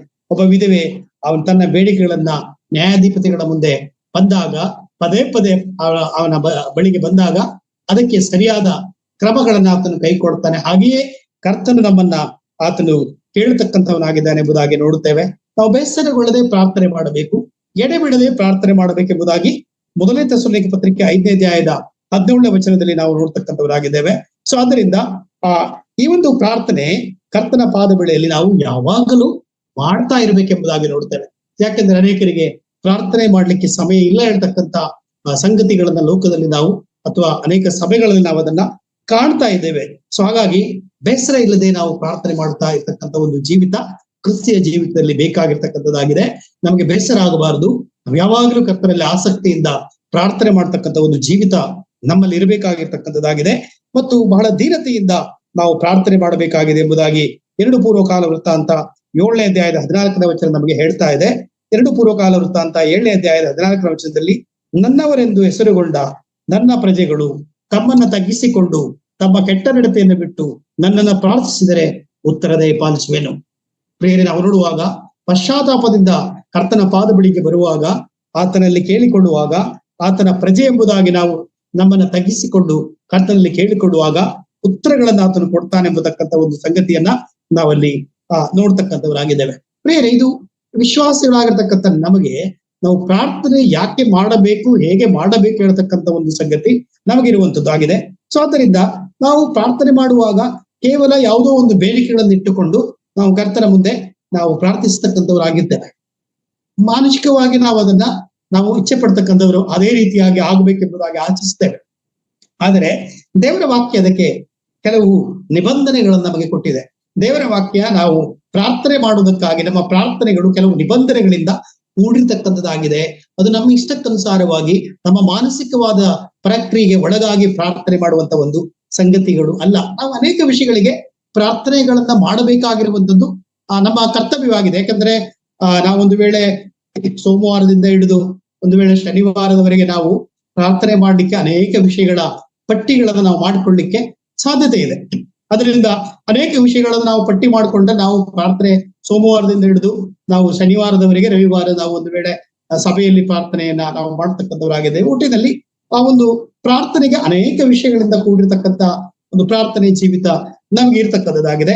ಸೊ ಹಾಗಾಗಿ ಕ್ರಮೇಣವಾಗಿ ವಿಶ್ವಾಸ ಜೀವಿತದಲ್ಲಿ ಮುಂದುವರಿತಾ ಬರುವಾಗ ಪ್ರಾರ್ಥನೆ ಜೀವಿತ ಕಡಿಮೆ ಆಗ್ಬಿಡ್ತದೆ. ಯಾಕೆಂದ್ರೆ ಲೋಕದ ಆಶೀರ್ವಾದಗಳು ಸಿಕ್ಕಿದಾಗ ಲೋಕದ ಆಶೀರ್ವಾದಗಳಲ್ಲಿ ತೇಲಾಡ್ತಾ ನಿಜವಾದ ದೈವಿಕ ಆಶೀರ್ವಾದಗಳನ್ನ ಮರೆತು ಏನಾಗಿದ್ದೇವೆ, ಈ ಆತ್ಮಿಕತೆಯನ್ನ ಕಳೆದುಕೊಳ್ಳತಕ್ಕಂಥ ಒಂದು ಸ್ಥಿತಿಗೆ ಬಂದವರಾಗಿದೆ. ಅದಕ್ಕೆ ಆತ್ಮಿಕತೆಯ ಜೀವಿತ, ಈ ಆತ್ಮಿಕತೆಯ ಜೀವಿತದಲ್ಲಿ ಲೋಕದ ಆಶೀರ್ವಾದಗಳು ಆಗುವಾಗ ನಾವು ಆ ಆತ್ಮಿಕತೆಯ ಆಶೀರ್ವಾದಗಳಿಗೆ ಹೆಚ್ಚಿನ ಪ್ರಾಮುಖ್ಯತೆಯನ್ನ ಕೊಟ್ಟು ಜೀವಿಸಬೇಕಾದ್ರೆ ಪ್ರಾರ್ಥನೆ ಅವಶ್ಯಕ. ಲೋಕದ ಆಶೀರ್ವಾದಗಳು ಸಿಕ್ಕಾಗ ಆತ್ಮಿಕತೆಯ ಆಶೀರ್ವಾದಗಳನ್ನ ಮರೆತರೆ ಆತ್ಮಿಕತೆಯ ನಷ್ಟ ನಮಗೆ ಉಂಟಾಗ್ತಕ್ಕಂಥದ್ದಾಗಿದೆ. ಅದರ ಅರ್ಥ ಅಲ್ಲಿ ಪ್ರಾರ್ಥನೆ ಇಲ್ಲ ಎಂಬುದನ್ನ ಅಲ್ಲಿ ತೋರಿಸಿಕೊಡುವಂತದ್ದಾಗಿದೆ. ಆದ್ದರಿಂದ ಪ್ರಿಯರೇ, ಪ್ರಾರ್ಥನೆ ಜೀವಿತ ಬಹಳ ಮುಖ್ಯವಾದ ಒಂದು ಜೀವಿತವಾಗಿದೆ ಎಂಬುದಾಗಿ ನಾವಲ್ಲಿ ನೋಡುತ್ತೇವೆ. ನಾವು ದೇವರ ಚಿತ್ತಾನುಸಾರವಾಗಿ ಬೇಡಿಕೊಳ್ಳಬೇಕು ಹೇಳುವಂತ ಒಂದು ಸಂಗತಿಯನ್ನ ರೋಮಾಪುರ ಪತ್ರಿಕೆ 8ನೇ ಅಧ್ಯಾಯದ 27ನೇ ವಚನದಲ್ಲಿ ನಾವು ನೋಡತಕ್ಕಂಥವರಾಗಿದ್ದೇವೆ. ರೋಮಾಪುರ ಪತ್ರಿಕೆ 8ನೇ ಅಧ್ಯಾಯದ 27ನೇ ವಚನದಲ್ಲಿ ಆ ಆತ್ಮನು ದೇವರ ಚಿತ್ತಾನುಸಾರವಾಗಿ ದೇವಜನರಿಗೋಸ್ಕರ ಬೇಡಿಕೊಳ್ಳುವೆನೆಂದು ಆತನು ಬಲ್ಲನು ಎಂಬುದಾಗಿ.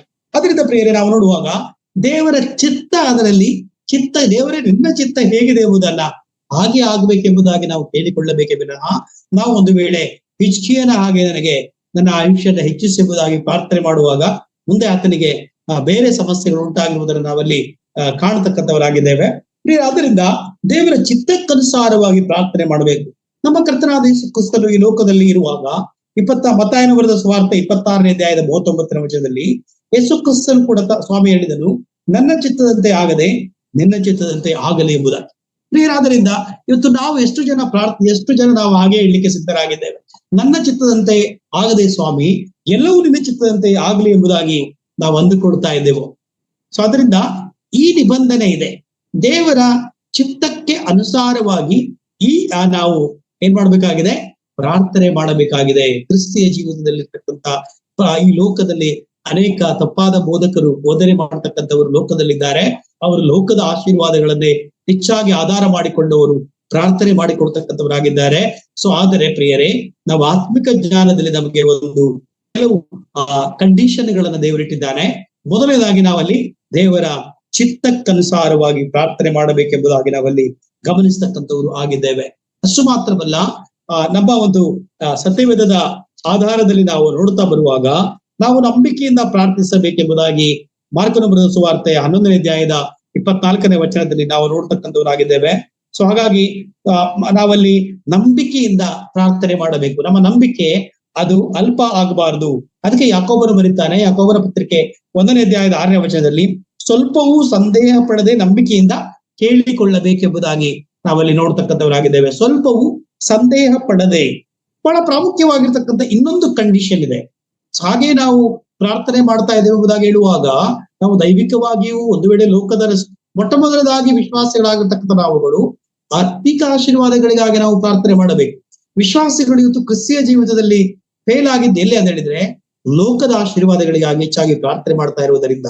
ಅದಕ್ಕೆ ಕರ್ತನು ಹೇಳ್ತಾ ಇದ್ದಾನೆ, 1 ಯೋಹಾನ ಪತ್ರಿಕೆ 3ನೇ ಅಧ್ಯಾಯದ 22ನೇ ವಚನದಲ್ಲಿ, 1 ಯೋಹಾನ ಪತ್ರಿಕೆ 3ನೇ ಅಧ್ಯಾಯದ 22ನೇ ವಚನದಲ್ಲಿ ನಾವು ಆತನ ಆಜ್ಞೆಗಳನ್ನ ಕೈಗೊಂಡು ಆತನ ಎಣಿಕೆಯಲ್ಲಿ ಮೆಚ್ಚುಗೆಯಾದ ಕಾರ್ಯಗಳನ್ನ ಮಾಡುವರಾದ್ದರಿಂದ ಏನು ಬೇಡಿಕೊಂಡರೂ ನಾವು ಹೊಂದುವೆ ಎಂಬುದಾಗಿ ನಾವಲ್ಲಿ ನೋಡ್ತಕ್ಕಂಥವರಾಗಿದ್ದೇವೆ. ಅಂದರೆ ಆತನ ಆಜ್ಞೆಗಳನ್ನ ಕೈಗೊಂಡು ನಡೆದು ಪ್ರಾರ್ಥನೆ ಮಾಡಬೇಕೆಂಬುದಾಗಿ ನಾವಲ್ಲಿ ಗಮನಿಸ್ತಕ್ಕಂಥವರು ಆಗಿದ್ದೇವೆ ಪ್ರಿಯರೇ. ಆತನ ಆಜ್ಞೆ ಬಿಟ್ಕೊಂಡು ನಾವು ಪ್ರಾರ್ಥನೆ ಮಾಡಿದ, ನಾನು ಸಭಾ ಹಿರಿಯನಾಗಿದ್ದೇನೆ ಅಥವಾ ನಾನು ಸುವಾರ್ಥಿಕನಾಗಿದ್ದೇನೆ, ಸಭಾ ಸೇವಕನಾಗಿದ್ದೇನೆ, ಉಪದೇಶಕನಾಗಿದ್ದೇನೆ ಎಲ್ಲ ಅಂದುಕೊಂಡು ನಾವು ಹಾಗೆ ಪ್ರಾರ್ಥನೆ ಮಾಡುವಂಥದ್ದನ್ನು ದೇವರು ಇಷ್ಟಪಡ್ತಕ್ಕಂಥವನ್ನೆಲ್ಲ. ಆತನ ಆಜ್ಞೆಗಳನ್ನ ಕೈಗೊಂಡು ನಡೆದು ಪ್ರಾರ್ಥಿಸಬೇಕೆಂಬತಕ್ಕಂಥ ಸತ್ಯ ಇಲ್ಲಿ ಇರುವುದನ್ನ ನಾವು ನೋಡ್ತಕ್ಕಂಥವರಾಗಿದ್ದೇವೆ. ಸೊ ಅದರಿಂದ ನಾವು ಲೋಕದ ಆಶೀರ್ವಾದಗಳು ಉಂಟಾಗಿದೆ ಎಂಬುದಾಗಿ ಎಚ್ಚರ ಪಡ್ತಕ್ಕಂಥ ಅವಶ್ಯಕತೆ ಇಲ್ಲ. ಆತ್ಮಿಕವಾಗಿರ್ತಕ್ಕಂಥ ಆಶೀರ್ವಾದಗಳು ನನ್ನಲ್ಲಿ ನಿಮ್ಮಲ್ಲಿ ಉಂಟಾಗಿದೆ ಎಂಬುದನ್ನು ನಾವು ಅರ್ಥೈಸಿಕೊಂಡು ಕರ್ತನ ಪಾದ ಬಳಿಯಲ್ಲಿ ಇನ್ನೂ ಹೆಚ್ಚಾಗಿ ಪ್ರಾರ್ಥನೆ ಮಾಡ್ತಾ ಹೋಗ್ತಕ್ಕಂಥ ಒಂದು ಜೀವಿತ ನಮಗೆ ಇರಬೇಕಾಗಿರ್ತಕ್ಕಂಥದ್ದಾಗಿದೆ. ಅದಕ್ಕೆ ಅವನು ಯೋಹಾನನು ಬರೆದ ಸುವಾರ್ತೆ 15ನೇ ಅಧ್ಯಾಯದ 7ನೇ ವಚನದಲ್ಲಿ ಕರ್ತನಾದ ಯೇಸು ಕ್ರಿಸ್ತನು ಹೇಳುವ ಮಾತು, ಯೋಹಾನನು ಬರೆದ ಸುವಾರ್ತೆ 15ನೇ ಅಧ್ಯಾಯದ 7ನೇ ವಚನದಲ್ಲಿ ನಾವು ನೋಡುವಾಗ, ಕ್ರಿಸ್ತನಲ್ಲಿ ನೀವು ನೆಲೆಗೊಂಡಿರಬೇಕೆಂಬುದಾಗಿ ಹೇಳ್ತಾ ಇದ್ದಾನೆ. ನೀವು ನನ್ನಲ್ಲಿಯೂ ನನ್ನ ವಾಕ್ಯಗಳು ನಿಮ್ಮಲ್ಲಿಯೂ ನೆಲೆಗೊಂಡಿದ್ದರೆ ಏನು ಬೇಕಾದರೂ ಬೇಡಿಕೊಳ್ಳಿರಿ. ಅಂದರೆ ನಾವು ಕರ್ತನ ವಾಕ್ಯ ನಮ್ಮಲ್ಲಿ ನೆಲೆಗೊಂಡಿದ್ದು ಪ್ರಾರ್ಥನೆ ಮಾಡಬೇಕು ಹೇಳ್ತಕ್ಕಂಥ ಸಂಗತಿಯಲ್ಲಿ ವ್ಯಕ್ತವಾಗಿದೆ. ಸೊ ಅದರಿಂದ ನಾವು ದೇವರ ಮಕ್ಕಳಾಗಿದ್ದೇವೆ ಎಂಬುದು ನಿಜ. ಆದ್ರೆ ನಾವು ಪ್ರಾರ್ಥನೆ ಮಾಡ್ಲಿಕ್ಕೆ ಇರ್ತಕ್ಕಂಥ ಕೆಲವು ನಿಬಂಧನೆಗಳು, ಕೆಲವು ಸೂತ್ರಗಳನ್ನ ದೇವರು ನಮ್ಮ ಮಧ್ಯದಲ್ಲಿ ಇಟ್ಟಿದ್ದಾರೆ. ಆ ಸೂತ್ರಗಳಿಗೆ ಅನುಸಾರವಾಗಿ ನಾವು ಈ ವಿಶ್ವಾಸ ಜೀವಿತ ಹೋಗಬೇಕಾಗಿದೆ. ಯಾವುದೋ ಒಂದು ಒಂದು ವಾಕ್ಯವನ್ನ ಆತನು ಹೇಳಿದ್ದಾನೆ ಎಂಬುದಾಗಿ ಅದನ್ನ ಆಧಾರ ಮಾಡಿಕೊಂಡು ಅದು ಕೊಡು ಇದು ಕೊಡು ಎಂಬುದಾಗಿ ನಾವು ಕೇಳಿಕೊಳ್ಳುವಂಥದ್ದಲ್ಲ. ವಿಶ್ವಾಸಿಗಳ ಜೀವಿತದಲ್ಲಿ ಒಂದು ಸೂತ್ರಗಳನ್ನ ಕರ್ತನು ಇಟ್ಟಿರುವುದನ್ನು ನಾವಲ್ಲಿ ಗಮನಿಸಬೇಕಾಗಿರ್ತಕ್ಕಂಥದ್ದಾಗಿದೆ.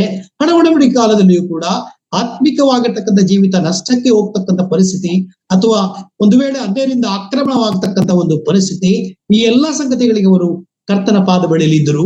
ಇವತ್ತು ಹೊಸ ಒಡಂಬಡಿಕೆಯಲ್ಲಿ ಭಕ್ತರಾದ ನಾವುಗಳು ಅದನ್ನೇ ಮಾಡಬೇಕಾಗಿರ್ತಕ್ಕಂಥ ಒಂದು ಸಂಗತಿಗಳಾಗಿದೆ. ಅದರಿಂದ ನಮ್ಮ ಪ್ರಾರ್ಥನೆಗಳು ಕೆಲವು ನಿಬಂಧನೆಗಳಿಂದ, ಕೆಲವು ಸೂತ್ರಗಳಿಂದ ಕೂಡಿರತಕ್ಕಂಥದ್ದಾಗಿದೆ. ಸೊ ಈ ಸೂತ್ರಗಳನ್ನ ನಾವು ನಮ್ಮಲ್ಲಿ ಇದೆಯೋ ಎಂಬುದನ್ನು ನಾವು ಪ್ರಶ್ನೆ ಮಾಡಿಕೊಳ್ಳಬೇಕಾಗಿರುತ್ತದೆ. ಪ್ರಾರ್ಥನೆಯಲ್ಲಿ ಒಂದು ವೇಳೆ ಎಸ್ ಆರ್ ನೋ, ನಾವು ಅದಕ್ಕೆ ನೋಡಿದ್ದೇವೆ, ದೇವರ ಚಿತ್ತ, ದೇವರ ಚಿತ್ತ ಎಲ್ಲರಿಗೂ ಎಲ್ಲಾ ವಿಷಯಗಳಲ್ಲಿ ಇರ್ಲಿಕ್ಕೆ ಸಾಧ್ಯ ಇಲ್ಲ. ಆತನ ಚಿತ್ತದಲ್ಲಿ ಅದು ಇರಬೇಕು. ಅದರಿಂದ ಇನ್ನೊಬ್ಬರನ್ನ ನಾವು ಹಿನೈಸಬಾರದು, ಇನ್ನೊಬ್ಬರನ್ನ ನಾವು ಅವಮಾನ ಮಾಡಬಾರದು, ಇನ್ನೊಬ್ಬರನ್ನ ನಾವು ಅವರನ್ನ ಅಪಮಾನಕ್ಕೆ ಗುರಿಪಡಿಸಬಾರದು, ಅಥವಾ ಇನ್ನೊಬ್ಬರನ್ನ ನಾವು ತಾತ್ಸಾರದಿಂದ ಕಾಣಬಾರದು, ಅಥವಾ ಆತ್ಮಿಕ ಹೆಮ್ಮೆಯನ್ನು ನಾವು ತೋರಿಸಬಾರದು. ಯಾಕೆಂದ್ರೆ ಕರ್ತನ ಚಿತ್ತ ಯಾರ ಜೀವಿತದಲ್ಲಿ ಏನಿದೆ ಎಂಬುದಾಗಿ ನನಗೆ ಗೊತ್ತಿಲ್ಲ, ನಿಮಗೆ ಗೊತ್ತಿಲ್ಲ, ಮತ್ತು ಯಾರಿಗೂ ಗೊತ್ತಿಲ್ಲ. ಆದ್ದರಿಂದ ಕರ್ತನ ಚಿತ್ತಕ್ಕನುಸಾರವಾಗಿ ಪ್ರಾರ್ಥನೆ ಮಾಡಬೇಕು ಹೇಳ್ತಕ್ಕಂಥ ಒಂದು ಸಂಗತಿಯನ್ನ ನಾವು ಅರ್ಥೈಸಿಕೊಂಡಿರಬೇಕು. ನಮ್ಮ ಪ್ರಾರ್ಥನೆಗಳಿಗೆ ಅನೇಕ ಅಡ್ಡಿಗಳು ಇದೆ. ಮನುಷ್ಯರಾಗಿರ್ತಕ್ಕಂಥ ಅಥವಾ ವಿಶ್ವಾಸಗಳಾಗಿರ್ತಕ್ಕಂಥ ನಮಗೆ ಅನೇಕ ಅಡ್ಡಿ. ಮೊದಲನೇದಾಗಿ ಅಪನಂಬಿಕೆ ಒಂದು ವೇಳೆ ಜೀವಿತದಲ್ಲಿದ್ದರೆ ಪ್ರಾರ್ಥನೆ ಯಶಸ್ವಿಯಾಗುವುದಿಲ್ಲ. ಯಾಕೋಬನ ಪತ್ರಿಕೆ 1ನೇ ಅಧ್ಯಾಯದ 6-7 ವಚನದಲ್ಲಿ ನಾವು ಅದನ್ನು ಗಮನಿಸುತ್ತೇವೆ. ಸ್ವಲ್ಪವೂ ಸಂದೇಹ ಪಡದೆ ನಂಬಿಕೆಯಿಂದ ಕೇಳಿಕೊಳ್ಳಬೇಕೆಂಬುದಾಗಿ. ಅಪನಂಬಿಕೆಯ ಜೀವಿತ ಅಲ್ಲ. ಅಪನಂಬಿಕೆಯಿಂದ ಕೂಡಿದರೆ ವಿಶ್ವಾಸಿಯ ಜೀವಿತ ಅಥವಾ ಕ್ರಿಸ್ತಿಯ ಜೀವಿತದಲ್ಲಿ ನಾವು ಪ್ರಾರ್ಥನೆ ಮಾಡ್ಲಿಕ್ಕೆ ಅರ್ಹತೆ ನಮಗಿಲ್ಲ. ಅದರಿಂದ ನಾವೆಷ್ಟೋ ಬಾರಿ ಅಪನಂಬಿಕೆಗೆ ಜಾರಿ ಹೋಗ್ತೇವೆ. ಯಾಕೆಂದ್ರೆ ಅದು ಆಗಲಿಲ್ಲ, ಇದು ಆಗಲಿಲ್ಲ, ಅದು ಕೊಡಲಿಲ್ಲ, ಇದೆಲ್ಲವನ್ನ ನಾವು ಆಲೋಚನೆ ಮಾಡ್ತೇವೆ. ಅಂದರೆ ನಮ್ಮ ಗಮನವೆಲ್ಲವೂ ಲೋಕದ ಆಶೀರ್ವಾದಗಳಿಗೆ ಒಳಪಟ್ಟದಾದ್ರಿಂದ ಅಪನಂಬಿಕೆ ಬರತಕ್ಕಂಥದ್ದಾಗಿದೆ. ಸೊ ಅಪನಂಬಿಕೆಗೆ ನಮಗೆ ಅಡ್ಡಿಯಾಗಿ ಅದು ನಿಲ್ಲುವಂತದ್ದಾಗಿದೆ ಪ್ರಾರ್ಥನೆ.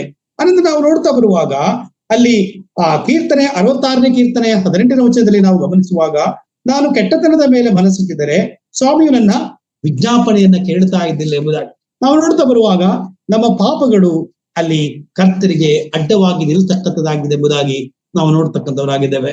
ಅದರಿಂದ ಕರ್ತರು ಕಾರಣ ಅಲ್ಲ, ನಾವೇ ಕಾರಣವಾಗಿದೆ ಎಂಬುದಾಗಿ ನಾವಲ್ಲಿ ಗಮನಿಸ್ತಕ್ಕಂಥವರಾಗಿದೆ. ಇನ್ನೊಂದು ಬಹಳ ಪ್ರಾಮುಖ್ಯವಾಗಿರ್ತಕ್ಕಂಥ ಒಂದು ಸಂಗತಿ ಇದೆ. ಅದೇನೆಂದ್ರೆ, ನಾನು ಈಗಾಗಲೇ ಹೇಳಿದ ಪ್ರಕಾರ ಯಾಕೋಬನ ಪತ್ರಿಕೆ 4ನೇ ಅಧ್ಯಾಯದ 3ನೇ ವಚನ ಹೀಗೆ ಹೇಳ್ತದೆ, ನೀವು ಬೇಡಿದ್ದನ್ನು ನೀವು ಭೋಗಗಳಾಗಿ ಉಪಯೋಗಿಸಬೇಕೆಂದು ದುರಾಭಿಪ್ರಾಯ ಪಟ್ಟು ಬೇಡಿಕೊಳ್ಳುವುದರಿಂದ ನಿಮಗೆ ದೊರೆಯುವುದಿಲ್ಲ. ನಾವು ನೋಡುವಾಗ ಈ ದುರಾಭಿಪ್ರಾಯವನ್ನ ಇಟ್ಟುಕೊಂಡು ನಮ್ಮ ಭೋಗಗಳಿಗಾಗಿ, ಸಾಮಾನ್ಯವಾಗಿ ಎಲ್ಲ ಮಾನವರ ಆಶೆ ಏನೆಂಬುದಾಗಿ ನೋಡುವಾಗ ಭೋಗ, ಈ ಲೋಕದ ಆಶೀರ್ವಾದ, ಈ ಲೋಕಕ್ಕೆ ಸಂಬಂಧಪಟ್ಟಿರ್ತಕ್ಕಂಥ ನನಗೇನು ಸಿಕ್ಬೇಕು, ಅದು ನನಗೇನು ಪ್ರಯೋಜನವಾಗಬೇಕು, ಏನು ನನಗೆ ಲಾಭ ಆಗ್ಬೇಕು, ಅದರ ಮೇಲೆ ನಮ್ಮ ಒಂದು ಜೀವಿತ ಇರತಕ್ಕಂಥದ್ದಾಗಿದೆ. ಸೊ ಅದರಿಂದ ಪ್ರಿಯರೇ, ನಾವು ಗಮನದಲ್ಲಿಟ್ಟುಕೊಳ್ಳಬೇಕಾಗಿರ್ತಕ್ಕಂಥ ಒಂದು ಸಂಗತಿ, ಭೋಗಗಳಿಗೋಸ್ಕರವಾಗಿ ಕರ್ತನಲ್ಲಿ ಪ್ರಾರ್ಥನೆ ಮಾಡಿದರೆ, ಅಂದರೆ ನಮ್ಮ ಸ್ವಾರ್ಥಕ್ಕಾಗಿ ಹೆಚ್ಚಾಗಿ ನಮ್ಮ ಸ್ವಾರ್ಥಕ್ಕಾಗಿ ನಾವು ಪ್ರಾರ್ಥನೆ ಮಾಡಿದರೆ ದೇವರು ನಮ್ಮ ಪ್ರಾರ್ಥನೆಗಳನ್ನ ಕೇಳುವುದಿಲ್ಲ ಎಂಬುದಾಗಿ ನಾವಲ್ಲಿ ಸ್ಪಷ್ಟವಾಗಿ ನೋಡ್ತಕ್ಕಂಥವರಾಗಿದ್ದೇವೆ. ನಮಗೆ ಅದು ದೊರೆಯುವುದಿಲ್ಲ ಎಂಬುದಾಗಿ ನಾವು ನೋಡ್ತಕ್ಕಂಥವರಾಗಿದ್ದೇವೆ ಪ್ರಿಯರೇ. ಅದರಿಂದ ಅಪನಂಬಿಕೆಯಿಂದ ಕೂಡಿದರೆ, ನಾವು ಕರ್ತನಿಗೆ ವಿರುದ್ಧವಾಗಿ ಜೀವಿಸ್ತಾ ಇದ್ದರೆ ಮತ್ತು ನಮ್ಮ ಸ್ವಾರ್ಥಕ್ಕಾಗಿ ನಾವು ಪ್ರಾರ್ಥನೆ ಮಾಡ್ತಾ ಇದ್ದರೆ ಅಲ್ಲಿ ನಮಗೆ ಉತ್ತರ ಸಿಗುವುದಿಲ್ಲ. ಅದರಿಂದ ಕ್ರಿಸ್ತಿಯ ಜೀವಿತದಲ್ಲಿ ಕೆಲವು ಸಂಗತಿಗಳನ್ನ ನಾವು ಅರ್ಥ ಮಾಡಿಕೊಂಡು ಮುಂದೆ ಹೋಗ್ಬೇಕಾಗಿರ್ತಕ್ಕಂಥ ಒಂದು ಜೀವಿತವಾಗಿದೆ. ಎಲ್ಲರೂ ಪ್ರಾರ್ಥನೆ ಮಾಡ್ತೇವೆ, ಎಲ್ಲರಿಗೋಸ್ಕರ ಕೂಡ ನಾವು ಪ್ರಾರ್ಥನೆ ಮಾಡ್ತಕ್ಕಂಥವರಾಗಿದ್ದೇವೆ. ಆದರೆ ಪ್ರಾರ್ಥನೆ ಮಾಡಬೇಕಾದರೂ ಕೂಡ ದೇವರು ತನ್ನ ನಿಯಮಾವಳಿಗಳನ್ನ ನಮ್ಮ ಮಧ್ಯದಲ್ಲಿ ಇಟ್ಟಿದ್ದಾನೆ. ಅದರಿಂದ ಪ್ರಿಯರೇ, ಆತ್ಮಿಕವಾಗಿರ್ತಕ್ಕಂಥ ಆಶೀರ್ವಾದಗಳಿಗೆ ಹೆಚ್ಚಾಗಿ ಪ್ರಾರ್ಥನೆ ಮಾಡತಕ್ಕಂಥ ಒಂದು ಸಂಗತಿಗಳನ್ನ ನಾವು ಹೆಚ್ಚಾಗಿ ಅಳವಡಿಸಿಕೊಳ್ಳುತ್ತಾ ಮುಂದೆ ನಾವು ಹೋಗೋಣ. ಕರ್ತ ಅನೇಕ ವಾಗ್ದಾನಗಳನ್ನು ನಮ್ಗೆ ಹೇಳಿದ್ದಾನೆ. ನೀವು ಬೇಡಿಕೊಳ್ಳಿದ್ರೆ ನಿಮಗೆ ದೊರೆಯುವುದೆಂಬುದಾಗಿ ಮತ್ತಾಯನ ಬರೆದ ಸುವಾರ್ತೆ 7ನೇ ಅಧ್ಯಾಯದ 7-8ನೇ ವಚನದಲ್ಲಿ ಹೇಳಿದ್ದಾನೆ. ಮತ್ತು ನೀವು ಏನೆಲ್ಲ ಬೇಡಿಕೊಳ್ಳುತ್ತೀರೋ ಅದನ್ನ ಹೊಂದುತ್ತೀರಿ ಎಂಬುದಾಗಿ ಮಾರ್ಕನ ಬರೆದ ಸುವಾರ್ತೆ 11ನೇ ಅಧ್ಯಾಯದ 24ನೇ ವಚನದಲ್ಲಿ ಹೇಳಿದ್ದಾನೆ. ಮತ್ತು ಲೂಕನ ಬರೆದ ಸುವಾರ್ತೆ 11ನೇ ಅಧ್ಯಾಯದ 11ನೇ ವಚನದಲ್ಲಿ ಮೀನನ್ನ ಕೇಳಿದ್ರೆ ಹಾವನ್ನ ಕೊಡಬಲ್ಲನೆ ಎಂಬುದಾಗಿ ನಾವು ನೋಡ್ತಕ್ಕಂಥವರಾಗಿದ್ದೇವೆ. ಹೀಗೆ ಅನೇಕ ವಾಗ್ದಾನಗಳು ಕರ್ತನು ನಮಗೆ ಕೊಟ್ಟಿದ್ದಾನೆ. ಅದರಿಂದ ಕೊನೆಯದಾಗಿ ನಾನು ಫಿಲಿಪ್ಪಿ ಪತ್ರಿಕೆ 4ನೇ ಅಧ್ಯಾಯದ 6ನೇ ವಚನವನ್ನ ನಿಮ್ಮ ಮಧ್ಯದಲ್ಲಿ ಓದಿಕೊಂಡು ಇಲ್ಲಿಗೆ ಮುಕ್ತಾಯ ಮಾಡ್ತಾ ಇದ್ದೇನೆ. ಫಿಲಿಪ್ಪಿ ಪತ್ರಿಕೆ 4ನೇ ಅಧ್ಯಾಯದ 6ನೇ ವಚನ, ಯಾವ ಸಂಬಂಧವಾಗಿಯೂ ಚಿಂತೆ ಮಾಡದೆ ಸರ್ವ ವಿಷಯದಲ್ಲಿಯೂ ದೇವರ ಮುಂದೆ ಕೃತಜ್ಞತಾ ಸ್ತುತಿಯನ್ನು ಪ್ರಾರ್ಥನೆ ವಿಜ್ಞಾಪನೆಗಳನ್ನು ಮಾಡುತ್ತಾ ನಿಮಗೆ ಬೇಕಾದ್ದನ್ನ ಇಳಿಯಪಡಿಸಿರಿ. ಪ್ರಿಯರೇ, ನಾವು ನೋಡುವಾಗ ನಾವು ಕರ್ತನ ಸನ್ನಿಧಾನದಲ್ಲಿ ನಾವು ಎಲ್ಲ ಚಿಂತೆಯನ್ನ ಕರ್ತನ ಮೇಲೆ ಹಾಕಿ ಕರ್ತನಲ್ಲಿ ನಾವು ಪ್ರಾರ್ಥನೆ ಮಾಡುತ್ತಾ ಮುಂದೆ ಹೋಗ್ತಕ್ಕಂಥ ಒಂದು ಜೀವನವನ್ನ ನಾವು ಅಪೇಕ್ಷೆ ಮಾಡುವಂಥದ್ದೇ ಕ್ರಿಸ್ತಿಯ ಜೀವಿತದ ಪ್ರಾರ್ಥನೆಯಾಗಿದೆ. ಅದರಿಂದ ದೇವರ ಚಿತ್ತಾನುಸಾರವಾಗಿ ನಾವು ಪ್ರಾರ್ಥನೆ ಮಾಡತಕ್ಕಂಥ ಒಂದು ಸಂಗತಿ 1ನೇ ಯೋಹಾನ ಪತ್ರಿಕೆ 5ನೇ ಅಧ್ಯಾಯದ 14-15 ವಚನದಲ್ಲಿ ಪುನಃ ನಾವು ಅದನ್ನು ನೋಡ್ತಕ್ಕಂಥವರಾಗಿದ್ದೇವೆ. ಅದರಿಂದ ಆತ್ಮಿಕ ಆಶೀರ್ವಾದಗಳಿಗೆ ಪ್ರಾರ್ಥನೆ ಮಾಡೋಣ. ಆತ್ಮಿಕವಾಗಿ ನಾವು ಹೆಚ್ಚಾಗಿ ಅಭಿವೃದ್ಧಿ ಹೊಂದೋಣ. ಅದರ ಕಡೆಗೆ ನಾವು ಹೆಚ್ಚಿನ ಪ್ರಾರ್ಥನೆ ನಮ್ದಿರ್ಲಿ. ಲೋಕದ ಆಶೀರ್ವಾದಗಳು, ಲೋಕದ ಸಂಗತಿಗಳು ಅದರೊಟ್ಟಿಗೆ ನಮ್ಮೊಟ್ಟಿಗೆ ಬರತಕ್ಕಂಥದ್ದಾಗಿದೆ. ಅದರಿಂದ ನಮ್ಮ ಗಮನ ಕೇಂದ್ರೀಕೃತವಾಗಬೇಕಾಗಿರುವಂಥದ್ದು ಆತ್ಮಿಕ ಜೀವಿತ. ಅದರಿಂದ ನಾವು ಪ್ರಾರ್ಥನೆ ಮಾಡುವಂಥದ್ದು, ನಮ್ಮ ಪ್ರಾರ್ಥನೆ ತೊಡಗಿಸಿಕೊಳ್ಳುವಂಥದ್ದು, ಹೆಚ್ಚಾಗಿ ನಾವು ಆ ಪ್ರಾರ್ಥನಾ ಜೀವಿತದಲ್ಲಿ ಮುಂದೆ ಹೋಗ್ತಕ್ಕಂಥವ್ರು. ನಾವು ಅದರಲ್ಲಿ ಸೋತಿದ್ದೇವೆ. ಅನೇಕ ವಿಷಯಗಳಿಗೆ ನಾವು ನಮ್ಮ ಸ್ವಾರ್ಥಕ್ಕಾಗಿ, ನಮ್ಮ ಕುಟುಂಬಕ್ಕೋಸ್ಕರವಾಗಿ ಇಷ್ಟಕ್ಕೆ ನಾವು ಸೀಮಿತವಾಗಿದ್ದೇವೆ. ಕೇವಲ ನಮ್ಮ ಸಭೆಗಳಿಗೆ ಮಾತ್ರ ನಾವು ಸೀಮಿತವಾಗಿಬಿಟ್ಟಿದ್ದೇವೆ. ಎಂದಿಗೂ ಹಾಗಾಗಬಾರದು. ನಾವು ಆ ಜೀವಿತವನ್ನ ಅಪೇಕ್ಷೆ ಮಾಡ್ತಾ ಹೋಗ್ಬೇಕು. ಪ್ರಾರಂಭದಲ್ಲಿ ನಾವು ನಂಬಿಕೆ ಇಟ್ಟಿರ್ತಕ್ಕಂಥ ಒಂದು ಸಂದರ್ಭದಲ್ಲಿ ಒಂದು ಉದಾಹರಣೆ ಹೇಳಿ ನಾನು ನಿಲ್ಲಿಸ್ತಕ್ಕಂಥವನಾಗಿದ್ದೇನೆ. ನಮಗೆ ಕರ್ತನಲ್ಲಿ ನಿದ್ರೆ ಹೋಗಿರ್ತಕ್ಕಂಥ ವಸಂತಿ ಕುಮಾರ್ ಅವರ ನೆನಪು ಇನ್ನೂ ನನಗಿದೆ. ಅವರು ನನಗೆ ಒಂದು ಸಲಹೆಯನ್ನು ಕೊಟ್ಟಿದ್ರು ಪ್ರಾರ್ಥನೆ ವಿಷಯಕ್ಕೆ ಸಂಬಂಧಪಟ್ಟು. ಯಾವ ಸಲಹೆ ಅಂತ ಹೇಳಿದ್ರೆ, ಸೋಮವಾರದಿಂದ ಹಿಡಿದು ಶನಿವಾರದವರೆಗೆ ಲಿಸ್ಟ್ ಅನ್ನ ಮಾಡಿಕೊಂಡು, ಸೋಮವಾರ ಯಾವ ಪ್ರಾರ್ಥನೆ, ಮಂಗಳವಾರ ಯಾವ ಪ್ರಾರ್ಥನೆ, ಬುಧವಾರ ಯಾವ ಪ್ರಾರ್ಥನೆ, ಗುರುವಾರ, ಹಾಗೆ ನಾವು ಪ್ರಾರ್ಥನೆಗಳನ್ನ ಮಾಡ್ತಾ ಹೋಗುವಾಗ ನಮಗೆ ಅನೇಕ ವಿಷಯಗಳಿಗೆ ಉತ್ತರ ಸಿಕ್ಕಿದೆ. ಅವ್ರು ಹೇಳಿದ್ದನ್ನೇ ನಾನು ಫಾಲೋ ಅಪ್ ಮಾಡಿದ್ದೆ. ಆದ್ರೆ ಅನೇಕ ವಿಷಯಗಳಿಗೆ ನಮಗೆ ಅದರಲ್ಲಿ ನಮಗೆ ಉತ್ತರ ಸಿಕ್ಕಿದ್ದ ಉದಾಹರಣೆ ಇದೆ. ಸೊ ಅದರಿಂದ ಪ್ರಿಯರೇ, ಪ್ರಾರ್ಥನೆಯನ್ನು ನಾವು ನಿರ್ಲಕ್ಷ್ಯ ಮಾಡುವುದು ಬೇಡ. ಪ್ರಾರ್ಥನೆಯನ್ನು ಯಾವಾಗಲೂ ಮಾಡುತ್ತಾ ಹೋಗೋಣ. ಕರ್ತನ ಈ ಕ್ರಿಸ್ತಿಯ ಜೀವಿತದಲ್ಲಿ ನಾವು ಶೋಧನೆಗಳಿಂದಲೂ ಈ ಅಪನಂಬಿಕೆಗಳಿಂದಲೂ ಅನೇಕ ಸಂಗತಿಗಳನ್ನ ನಾವು ಜಯಗಳನ್ನ ಸಾಧಿಸಬೇಕಾದ್ರೆ ಕರ್ತನ ಪಾದ ಬಳಿಯಲ್ಲಿ ನಾವು ಕೂತ್ಕೊಂಡು ಪ್ರಾರ್ಥನೆ ಮಾಡೋಣ. ದೇವರು ಈ ವಾಕ್ಯ ಭಾಗಗಳನ್ನು ಆಶೀರ್ವದಿಸಲಿ. ನಿಮ್ಮೆಲ್ಲರಿಗೆ ಪ್ರೀತಿಯ ವಂದನೆಗಳನ್ನ ಕ್ರಿಸ್ತನ ಹೆಸರಿನಲ್ಲಿ ತಿಳಿಸ್ತಕ್ಕಂಥವನಾಗಿದ್ದಾರೆ. ದೇವರ ನಾಮಕ್ಕೆ ಸ್ತೋತ್ರ.